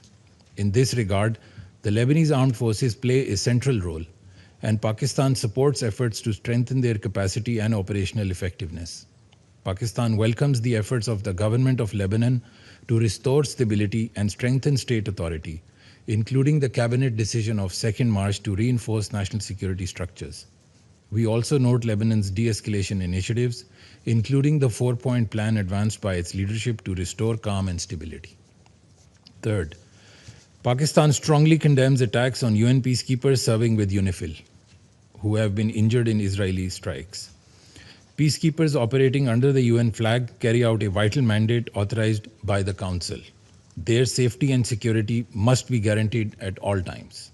Fourth, Israeli military activities in southern Lebanon, including the continued presence of forces and the establishment of positions inside Lebanese territory, are illegal and unacceptable. These Israeli actions, which are in contravention of international law, are also undermining the efforts of the government of Lebanon to ensure peace and stability in the country. We call for Israel's immediate, full, and unconditional withdrawal from all occupied Lebanese territories. Sustainable calm requires the full implementation of Security Council Resolution 1701 and unwavering respect for Lebanon's sovereignty and territorial integrity along the Blue Line. Mr. President, we echo the Secretary General's deep concern regarding the regional military escalation since 28 February, which has gravely undermined the November 2024 cessation of hostilities agreement. The situation in Lebanon cannot be viewed in isolation from this broader escalation across the Middle East. Heightened confrontation and unjustified attacks on several brotherly countries, which Pakistan has condemned, have gravely aggravated regional security and stability. At this critical juncture, dialogue and diplomacy must prevail over confrontation. De-escalation, restraint, and renewed diplomatic engagement are urgently required to prevent further deterioration of the regional security environment. Only through sustained political dialogue and respect for international law can the region move towards stability and peace. To conclude, Mr. President, Pakistan stands firmly with the government and people of Lebanon. The international community must take urgent action to prevent further escalation, alleviate human suffering, and support Lebanon's efforts to restore peace and stability across its territory. I thank you very much. I thank the representative of Pakistan for his statement. I now give the floor to the representative of Colombia. Mr. President, I thank the United States in their capacity as President of the Security Council for this month for organizing this meeting. I also thank Ms. Rosemary DiCarlo, Under-Secretary General for Political and Peace-Building Affairs, Mr. Jean-Pierre Lacroix, Under-Secretary General for Peace Operations, and Mr. Tom Fletcher, Under-Secretary General for Humanitarian Affairs and Emergency Relief Coordinator. We also thank the briefer for her information. Mr. President, official reports and recent news show that the humanitarian situation in Lebanon is delicate. As at the 7th of March, more than 100,000 people were seeking shelter. Since the 2nd of March, almost 1 million people have been displaced within the country. Hundreds of thousands more have been affected by broad evacuation orders. A high number of civilian victims has been recorded, including women and children. There have also been attacks verified against health care facilities, and the safety, security, and life of peacekeeping personnel has been compromised. This demonstrates a crisis that is progressing quickly and which requires an urgent international response. In the past 2 years, we have witnessed how, in this region specifically, the use of force and disdain for international law can affect the lives of millions of people. Colombia expresses its grave concern over the serious escalation seen in recent days in the region, and on the subject of this meeting, by the deterioration of the situation in Lebanon. We urge all of the parties to respect and fully implement Resolution 1701, to exercise maximum restraint, and to guarantee the protection of the civilian population and of United Nations personnel. My country is convinced that it is essential to insist on a return to peaceful means, dialogue, mediation, and the existing dispute settlement mechanisms. They must be used urgently to facilitate a sustained de-escalation and to create the conditions that would make it possible to protect communities on both sides of the Blue Line. At the same time, Colombia wishes to express its solidarity with the Lebanese people and with all of the victims affected by the events of recent weeks. Respect for the sovereignty, political independence, and territorial integrity of Lebanon is non-negotiable. We reaffirm that full compliance with the United Nations Charter and with the relevant resolutions of the Security Council is crucial. Moreover, we recognize the efforts of the government to maintain effective control over its territory and the steps that have been taken to avoid an escalation of hostilities and to avoid the country being dragged into a broader conflict. Recent decisions by the Lebanese government, including the 4-point plan announced by its president, are signs of the efforts being made to achieve a rapid de-escalation of the situation and to protect its population. As regards the humanitarian dimension, the situation requires immediate and practical measures. It is essential that safe corridors and access for assistance be facilitated, that security guarantees for humanitarian personnel be ensured, and that essential services be restored in areas affected by the hostilities. These actions are preconditions for the effective protection of civilians and for the stabilization of the situation on the ground. We recall that the parties are obliged to respect the relevant principles of international humanitarian law. Strict compliance with those obligations is essential in order to halt the deterioration and to preserve life and human dignity.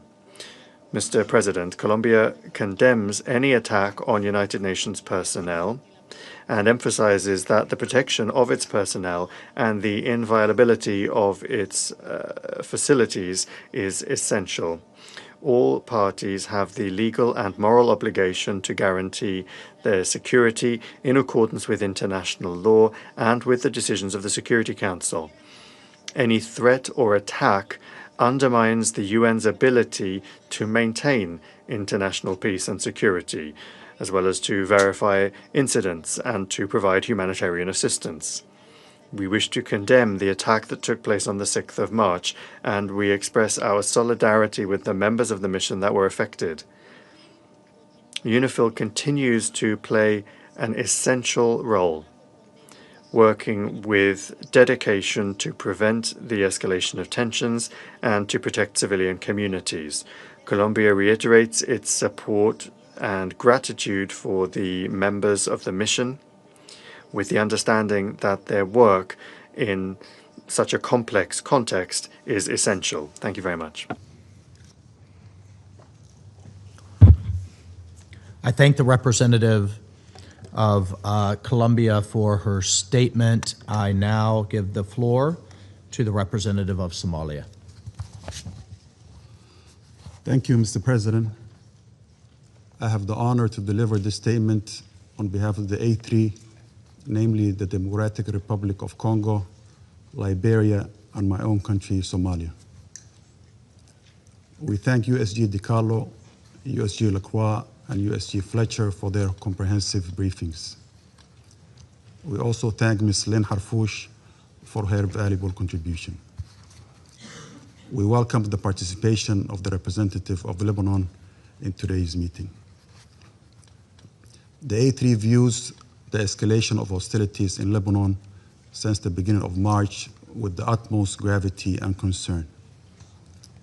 We are deeply alarmed by the mounting toll on human life and the destruction of civilian infrastructure, including densely populated residential areas. Furthermore, as reported by UNICEF, nearly 700,000 people, including 200,000 children, have been forced from their homes, adding to the tens of thousands already uprooted from previous attacks. In that regard, we call for the protection of civilians and full adherence to international humanitarian law and international human rights law. The A3 is also gravely concerned about the March 6th incident against the United Nations Interim Force in Lebanon, UNIFIL, which resulted in injuries to 3 Ghanaian peacekeepers at their position in Al-Ghawza. This is a stark reminder of the perils faced by peacekeepers in Lebanon. The safety and security of United Nations personnel and property are not negotiable. They must be respected at all times and without exception. We wish a swift and complete recovery to all the injured peacekeepers. Mr. President, the A3 reaffirms its unwavering commitment to Lebanon's sovereignty, territorial integrity, unity, and political independence. Lebanon must not become a theater for proxy confrontations or unilateral territorial expansions. Respect for the blue line and the cessation of hostilities by all actors are essential for stability and the full implementation of United Nations Security Council Resolution 1701. We acknowledge the critical role UNIFIL continues to play in maintaining stability along the blue line. Its presence remains a critical element for the collective efforts to achieving peace in Lebanon and contribute to de-escalation. At the same time, the A3 underscores the importance of enhancing the capacity of the Lebanese armed forces to assume full responsibility for the defense of Lebanese territory. We urge the international community to intensify its support, including equipment, materials, and financial assistance to ensure their effective and sustainable deployment south of the Litani River. To conclude, Mr. President, the A3 calls for an immediate cessation of hostilities and an urgent return to the parameters of the 2024 ceasefire agreement. We emphasize that a renewed commitment to Resolution 1701 remains the primary framework for long-term stability. It's imperative that all parties prioritize dialogue and diplomacy over kinetic action to prevent a full-scale regional conflagration.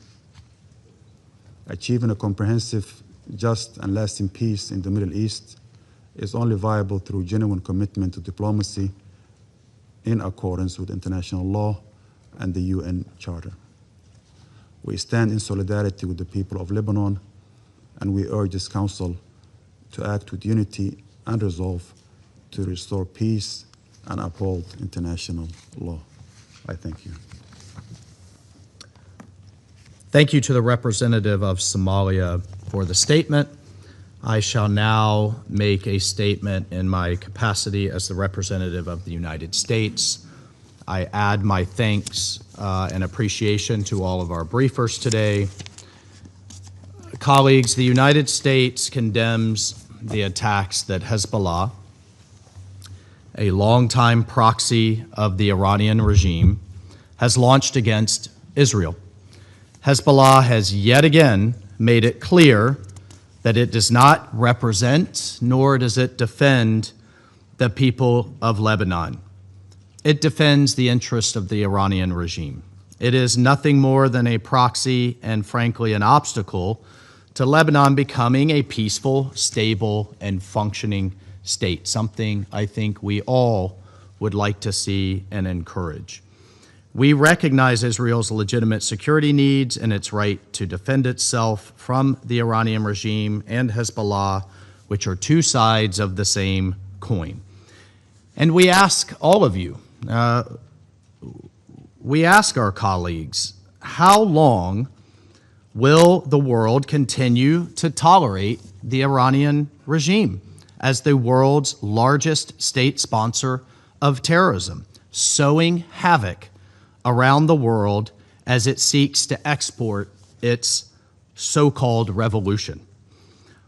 I ask you, what country can legitimately say it's better off or more stable because of Iranian influence over the decades? Yemen? No. Lebanon? No. Syria? Absolutely not. Iraq? No. They're all trying to rid themselves of this cancer that has spread over the decades, this disease of instability and chaos. Thankfully, the United States and this administration is taking bold action to do just that. But to the end of ridding itself of this violence, death, and destruction, the United States welcomes the absolutely historic, and we should recognize it for what it is. We welcome the March 2nd decision of the Lebanese Council of Ministers to immediately prohibit Hezbollah's military and security activities. We applaud them.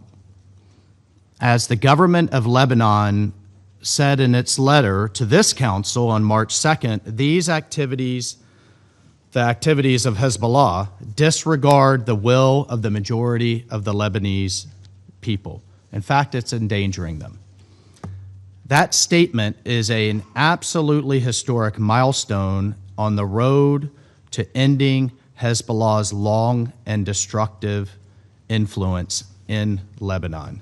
The next milestone is implementation, and Lebanon's security services must enforce this policy and prosecute those who violate it. Now is the time for the government of Lebanon to take back control of the entirety of its country. The United States absolutely supports that endeavor and that mission. We urge our friends in Lebanon to not let this moment slip away. Our message is clear: take your country back. And we are all too happy to apply the time and treasure necessary to do that.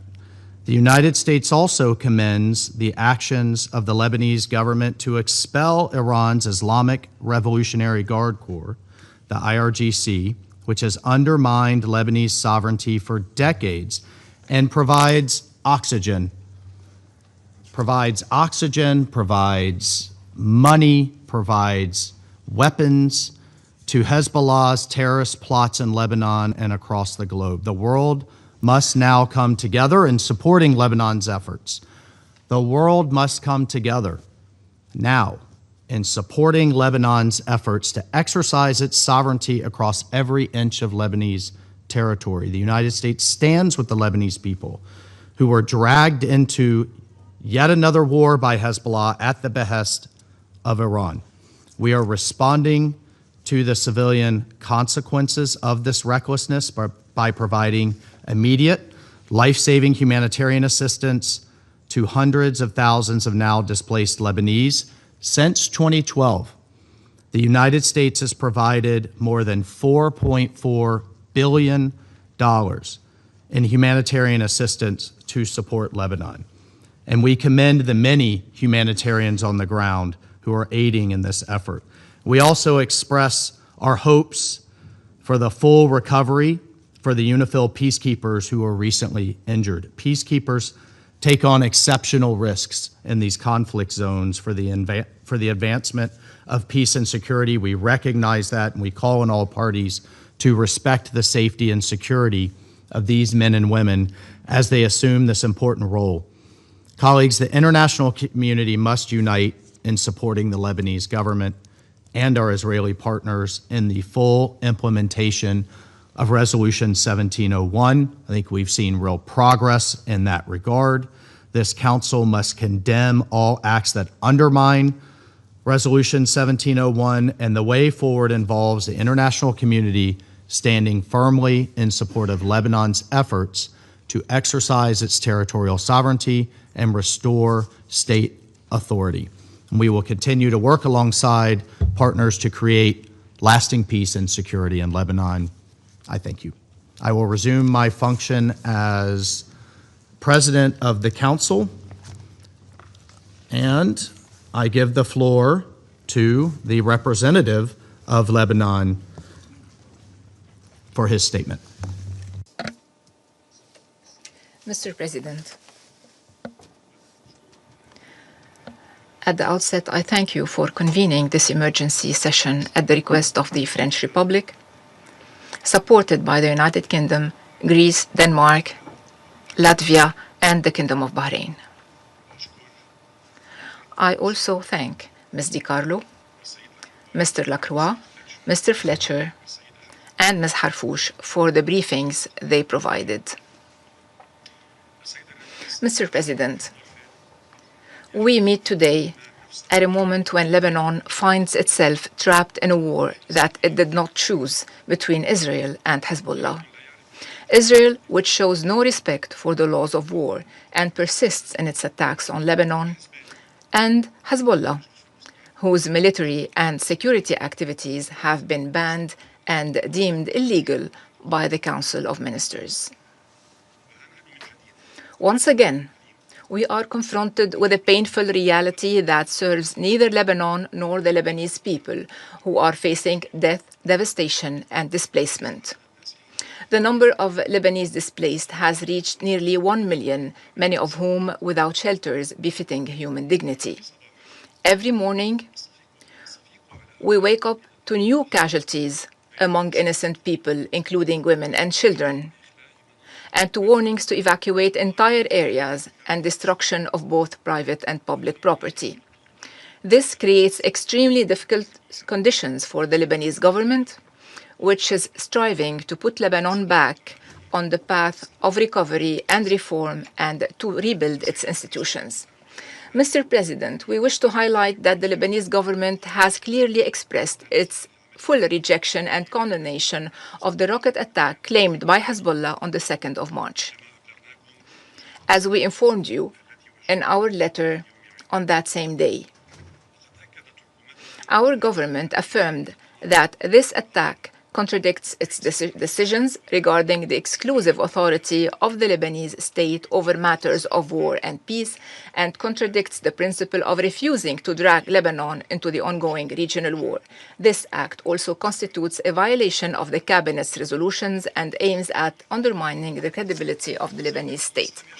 Mr. President, in our modern history, no Lebanese government has demonstrated this level of courage and determination to reclaim the state authority, to restrict weapons to legitimate state institutions, and to extend the state's control exclusively through its own forces over all Lebanese territory, in implementation of the Ta'if Agreement, which stipulated the dissolution of all Lebanese and non-Lebanese militias and the handover of their weapons to the Lebanese state, and to extend the state authority over all its territories, and in implementation of relevant international resolutions, including 1701, and an implementation of the government's ministerial declaration and related decisions, particularly the decision adopted on the 5th of August 2025. We recall that on the 2nd of March, the government issued a decision requiring the immediate prohibition of all Hezbollah military and security activities, deeming them illegal and compelling Hezbollah to hand over its weapons to the Lebanese state and to confine its work exclusively to political activity within constitutional and legal frameworks. On the 5th of March, the Lebanese government adopted an additional decision tasking the security institutions with verifying the presence of members of the Iranian Revolutionary Guard in Lebanon and deporting them immediately upon identification. Another decision was issued requiring prior authorization for issuing entry visas to Iranian nationals seeking to visit Lebanon. Mr. President, we will not accept a return to the past. The Lebanese people do not want war, and the Lebanese government is moving forward in implementing its decisions and will not backtrack. However, our priority today is to stop this war, to protect our country and ensure the security and safety of our people. It is our right to live in peace and security in our homeland and our region. To this end, the Lebanese government has expressed its readiness to enter into negotiations with Israel under international auspices with civilian participation to settle all outstanding issues. The President of the Republic called on the international community 2 days ago to support him and to implement the initiative he announced, consisting of the following: establishing a full truce, including a complete halt to all Israeli ground, naval, and air attacks on Lebanon. Second, expediting the provision of essential logistical support to the Lebanese armed forces. And third, enabling the Lebanese armed forces to take control of areas of tension, confiscate all weapons found there, and seize Hezbollah's arms and depots and warehouses in accordance with the available information. Fourth, simultaneously, Lebanon and Israel would begin direct negotiations under international auspices to implement all of the above. Mr. President, in support of the Lebanese government's efforts, this esteemed council is called upon to compel Israel to implement Resolution 1701, to respect the cessation of hostilities, to withdraw fully to internationally recognized borders, to end its repeated violations and breaches of Lebanese sovereignty, to release Lebanese detainees, to cease its threats to Lebanon's territorial integrity and political independence within its internationally recognized borders. We reaffirm Lebanon's attachment to the follow-up mechanism established under the Cessation of Hostilities Declaration pursuant to Resolution 2790. We also reiterate Lebanon's commitment to the truce agreement signed with Israel on the 3rd of March 1949, which is in the interest of both parties. Mr. President, we must also reiterate our condemnation of Iran's deliberate and unjustified attacks targeting the Gulf Cooperation Council states, the Hashemite Kingdom of Jordan, Iraq, and Syria. We express our full solidarity with these countries. We also condemn the attacks targeting Turkey, Azerbaijan, and Cyprus. We strongly denounce these reprehensible acts which Lebanon rejects unequivocally and without reservation. We also condemn the attacks against the UNIFIL from any source. We renew our gratitude to the UNIFIL, to the troop contributing countries, and to all personnel serving within this force, especially those who lost their lives in Lebanon in service of international peace and security. We strongly condemn the targeting of the Ghanaian battalion headquarters and express full solidarity with Ghana and UNIFIL's command, wishing the injured a swift recovery. Finally, Mr. President, Lebanon is facing an extremely dangerous moment and a true humanitarian catastrophe. While we work tirelessly to alleviate the suffering of our people and meet their basic humanitarian needs, any support or assistance to help ease the burden of this crisis is welcome and greatly appreciated. We reiterate once again that Lebanon will not accept to be turned into an arena for settling scores. We will continue striving to lead our nation out of this ordeal stronger and more resilient. Thank you, President. I thank the representative of Lebanon for the statement. I now give the floor to the representative of Israel. Thank you, Mr. President. First, I would like to congratulate the United States for taking the presidency for the month of March, and I also would like to thank the briefers. Mr. President, since the 2nd of March, Hezbollah has launched wave after wave of attacks against Israel. More than 880 rockets and missiles, more than 60 UAVs, more than 15 anti-tank guided missiles. Hezbollah itself has been clear about why.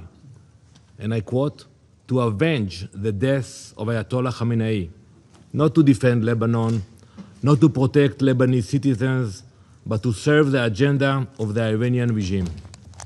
Just days ago, they vowed to fight to the last breath. As we sit here today, Israeli families are running to bomb shelters as Hezbollah launches new attacks toward our communities. That is the reality we face. That is why Israel is now operating in Lebanon to stop this threat. Mr. President, to understand where we are today, we must look at what has happened since October 7th. For years, Hezbollah grew into one of the most powerful non-state armed organizations in the world.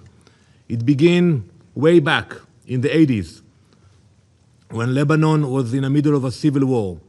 But over time, it became something more dangerous, a proxy army built by Iran, funded by Iran, trained by Iran, armed by Iran. By 2024, Hezbollah had between 150,000 and 200,000 rockets and missiles. Think about that. The largest arsenal ever held by a non-state actor. Think about your countries. Most of your countries do not have the capacity of 200 missiles and rockets. A war machine built over decades with one purpose, Israel's destruction. After Hamas's October 7th attacks, Hezbollah opened a second front from Lebanon. For months, Israel's northern communities came under fire. Rockets, drones, missiles launched across the border. We responded. Israel responded with targeted operations against Hezbollah's command networks and military infrastructure. I want to remind you that during that operation, senior leadership was eliminated, including their leader, Hezbollah leader Hassan Nasrallah, a terrorist with blood on his hands. Command structures were disrupted. Around 3,000 fighters from the Radwan force were taken off the battlefield. They lost roughly 80% of its rockets capability. The army Iran spent decades building, we broke it. But Hezbollah was not fully eliminated. We have to admit it. Instead of stepping back after the ceasefire, it rearmed, restocked, it rebuilt, and it did so with the help of the Iranian regime. During the first year after the ceasefire, Iran funneled more than $1 billion to Hezbollah. It continues to receive over $50 million every month to rebuild its military machine. Tehran funds it, Tehran arms it, Tehran directs it. Hezbollah pulled the trigger, but the Ayatollahs in Tehran pulled the strings. All of this in direct violation of Security Council Resolution 1701. Mr. President, that resolution required the area between the Blue Line and the Litani River to be free of Hezbollah weapons and terrorists. You all voted on this resolution.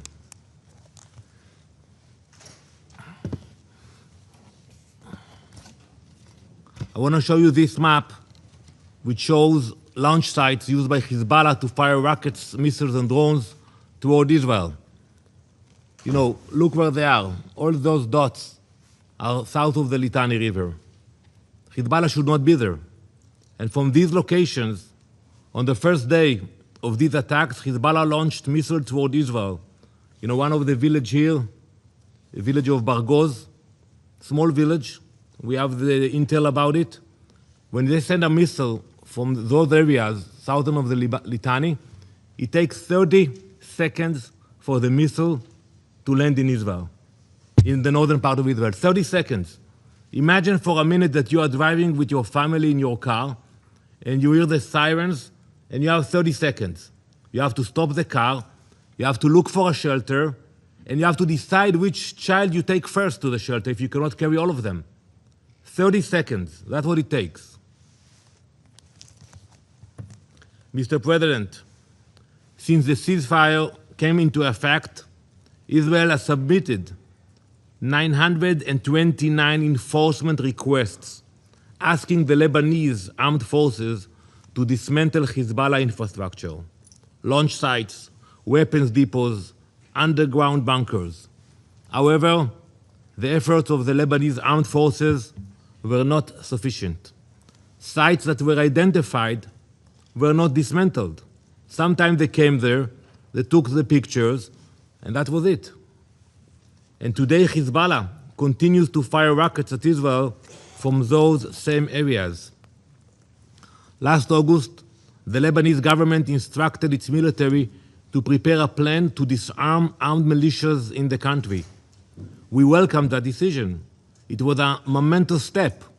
We also commend the recent statements of Prime Minister Salam declaring Hezbollah's current military activity against Israel illegal. Those are the right words, but the reality on the ground tells a different story. So I ask the Lebanese government, if Hezbollah is being dismantled, where is the evidence? Where are the operations against their launch sites? Where are the seizures of their weapons? Where is your military? Ambassador Arafa, Lebanon now stands at a pivotal moment in its history. The time has come to decide. Will Lebanon stick to declarations or actually act? Because the question before you is very simple. Who controls Lebanon? The Lebanese government or Hezbollah, acting on behalf of the Ayatollahs in Tehran? Lebanon has a national army of more than 72,000 soldiers. Mobilize them, train them, empower them with the authority and resources to assert the sovereignty of the Lebanese state. We support peaceful negotiations. You know that. We spoke before the last operation. But today, as we speak, there are only two options on the table.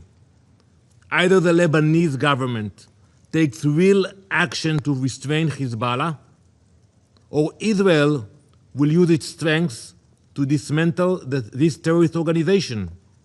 There are no other options. You know, we can meet and talk in Akora, wherever you want, but not while Hezbollah is sending missiles into Israel. So Israel is acting.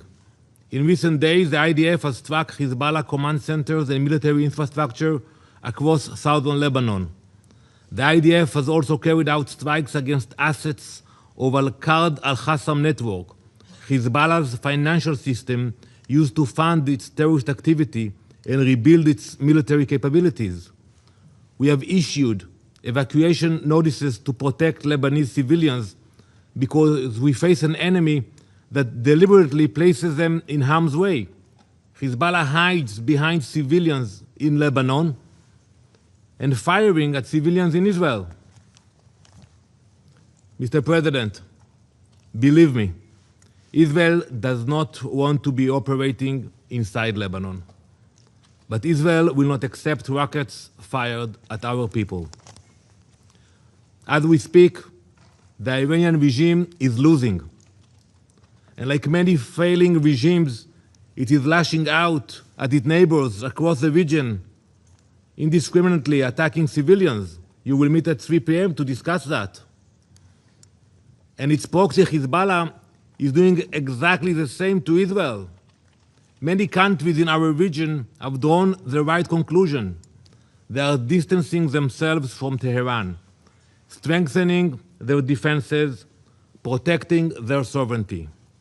Lebanon now faces that same choice. Israel will continue confronting the terror network built by Tehran, and we will do whatever is necessary to ensure that rackets and terror can no longer threaten our people. Thank you, Mr. President. I thank the representative for Israel for the statement. I now give the floor to the representative of the Syrian Arab Republic. Thank you, Mr. President. I thank you for holding this important meeting. We also thank the Permanent Mission of France for its request to hold this emergency meeting alongside other countries. I would also like to thank briefers. The Syrian Arab Republic is concerned by the dangerous escalation in the region with its grave political, security, and economic repercussions, including on the brotherly country of Lebanon, its people, and its infrastructure. Syria reaffirms its support to the safety and security of Lebanon. We denounce the escalation and the bombing of Lebanon, as it will hinder the role of the Lebanese state to implement its functions and responsibilities, including its efforts to disarm Hezbollah. We also warn of the repercussions of the current conflict, which, if it continues, could expand in a way that contradicts the interest of Lebanon and the region, especially as this conflict coincides with repeated Israeli violations of Syria's sovereignty through aerial violations and ground incursion into Syria's territory and the occupation of new territory since the 8th of December 2024.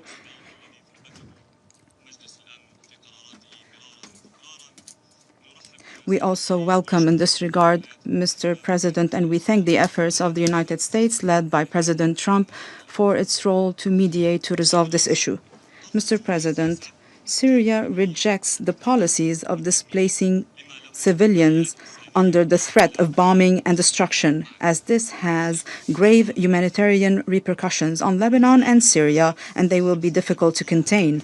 Moreover, Syria welcomes the decision of the Lebanese government to reject any military or security activities from Lebanon outside the legal state's institutions. This same decision bans Hezbollah's security and military activities and compels Hezbollah to hand over its weapons to the Lebanese state in order to consecrate the state's monopoly on weapons and strengthen its sovereignty over its territory.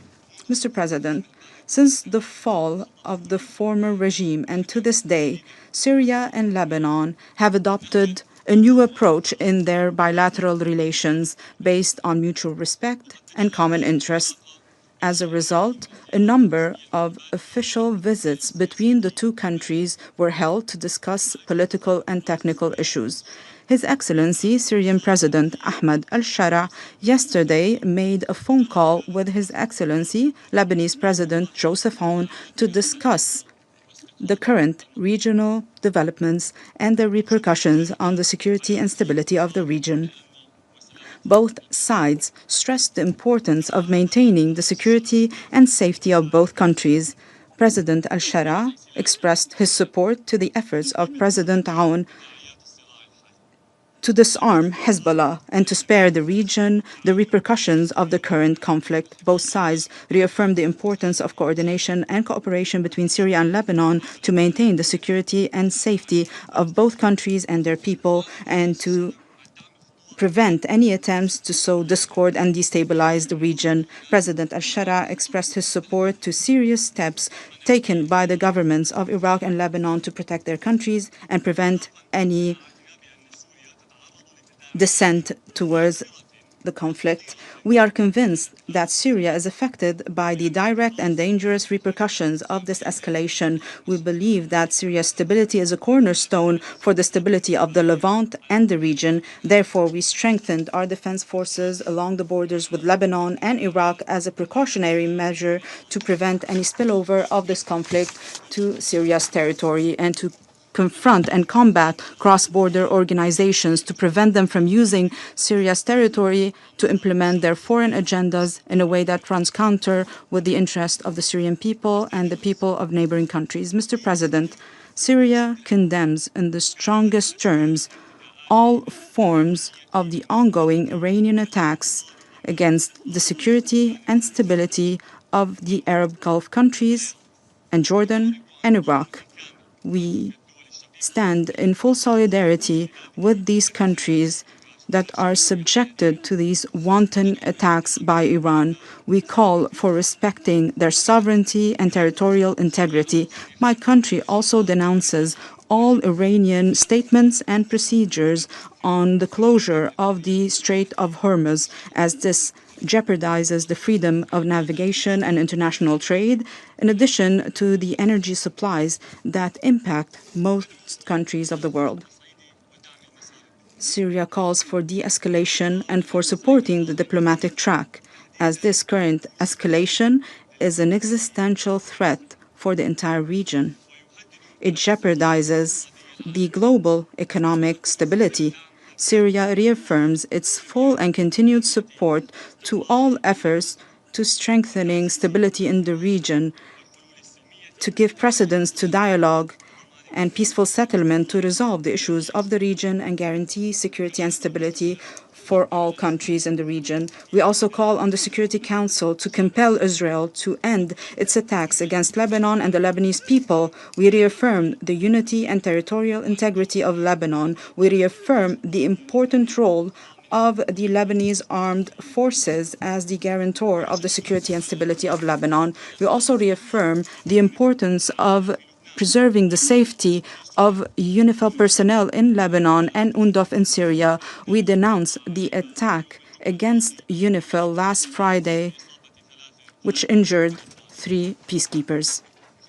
In conclusion, Mr. President, in solidarity with our brethren in the Arab Gulf countries and Jordan, Syria has co-sponsored the draft resolution before the Security Council tabled by the Kingdom of Bahrain on their behalf, which condemns the unjustified Iranian attacks and that calls for their end immediately. We call on all member states in your council to vote in favor of this resolution. I thank you. I thank the representative of Syria for the statement. I now give the floor to the representative of Cyprus. Thank you, Mr. President. Allow me first to congratulate you for the assumption of the presidency of this council and to thank the briefers for their updates.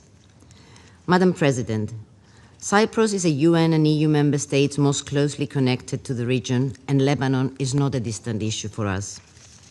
President Christodoulidis, also as Cyprus holds the rotating presidency of the Council of the European Union, has been in constant touch with President Aoun as regards the escalating situation. We call on all parties to exercise utmost restraint. Civilians must always be protected, and international humanitarian law must always be respected as well. We condemn the attacks carried out by Hezbollah against Israel following the former's decision to align with the Iranian attacks. At the same time, while Israel has the right to self-defense in line with international law, we are concerned about the intensification of military operations which have caused mass displacement. Cyprus is steadfast in its support for Lebanon's independence, sovereignty, and territorial integrity. We therefore welcome the recent decision of the Lebanese government to prohibit military and security activities and to disarm Hezbollah. We also welcome the public statements of the Lebanese Foreign Minister Raghi, who conveyed his strong condemnation of the reported drone attacks that may have originated from Lebanese territory towards the island of Cyprus. Strengthening state authority across the entire territory of Lebanon is essential. The monopoly on legitimate force must rest solely with the Lebanese armed forces. Cyprus has long supported the Lebanese armed forces and will continue to do so as a strategic priority. We will continue providing training and financial assistance, including through our participation in the Military Technical Committee for Lebanon. The full implementation of the United Nations Security Council Resolution 1701 remains essential for restoring stability along the Blue Line. Cyprus condemns the attacks against UNIFIL and reiterates its strong support to the force and its mandate. Allow me also to express our solidarity with the Ghanaian government whose contingent was attacked. UNIFIL peacekeepers' safety and security must be ensured at all times. Diplomacy remains the best path forward to lasting de-escalation. I thank you, Mr. President. I thank the representative of Cyprus for the statement. There are no more names inscribed on the list of speakers, and the meeting is adjourned.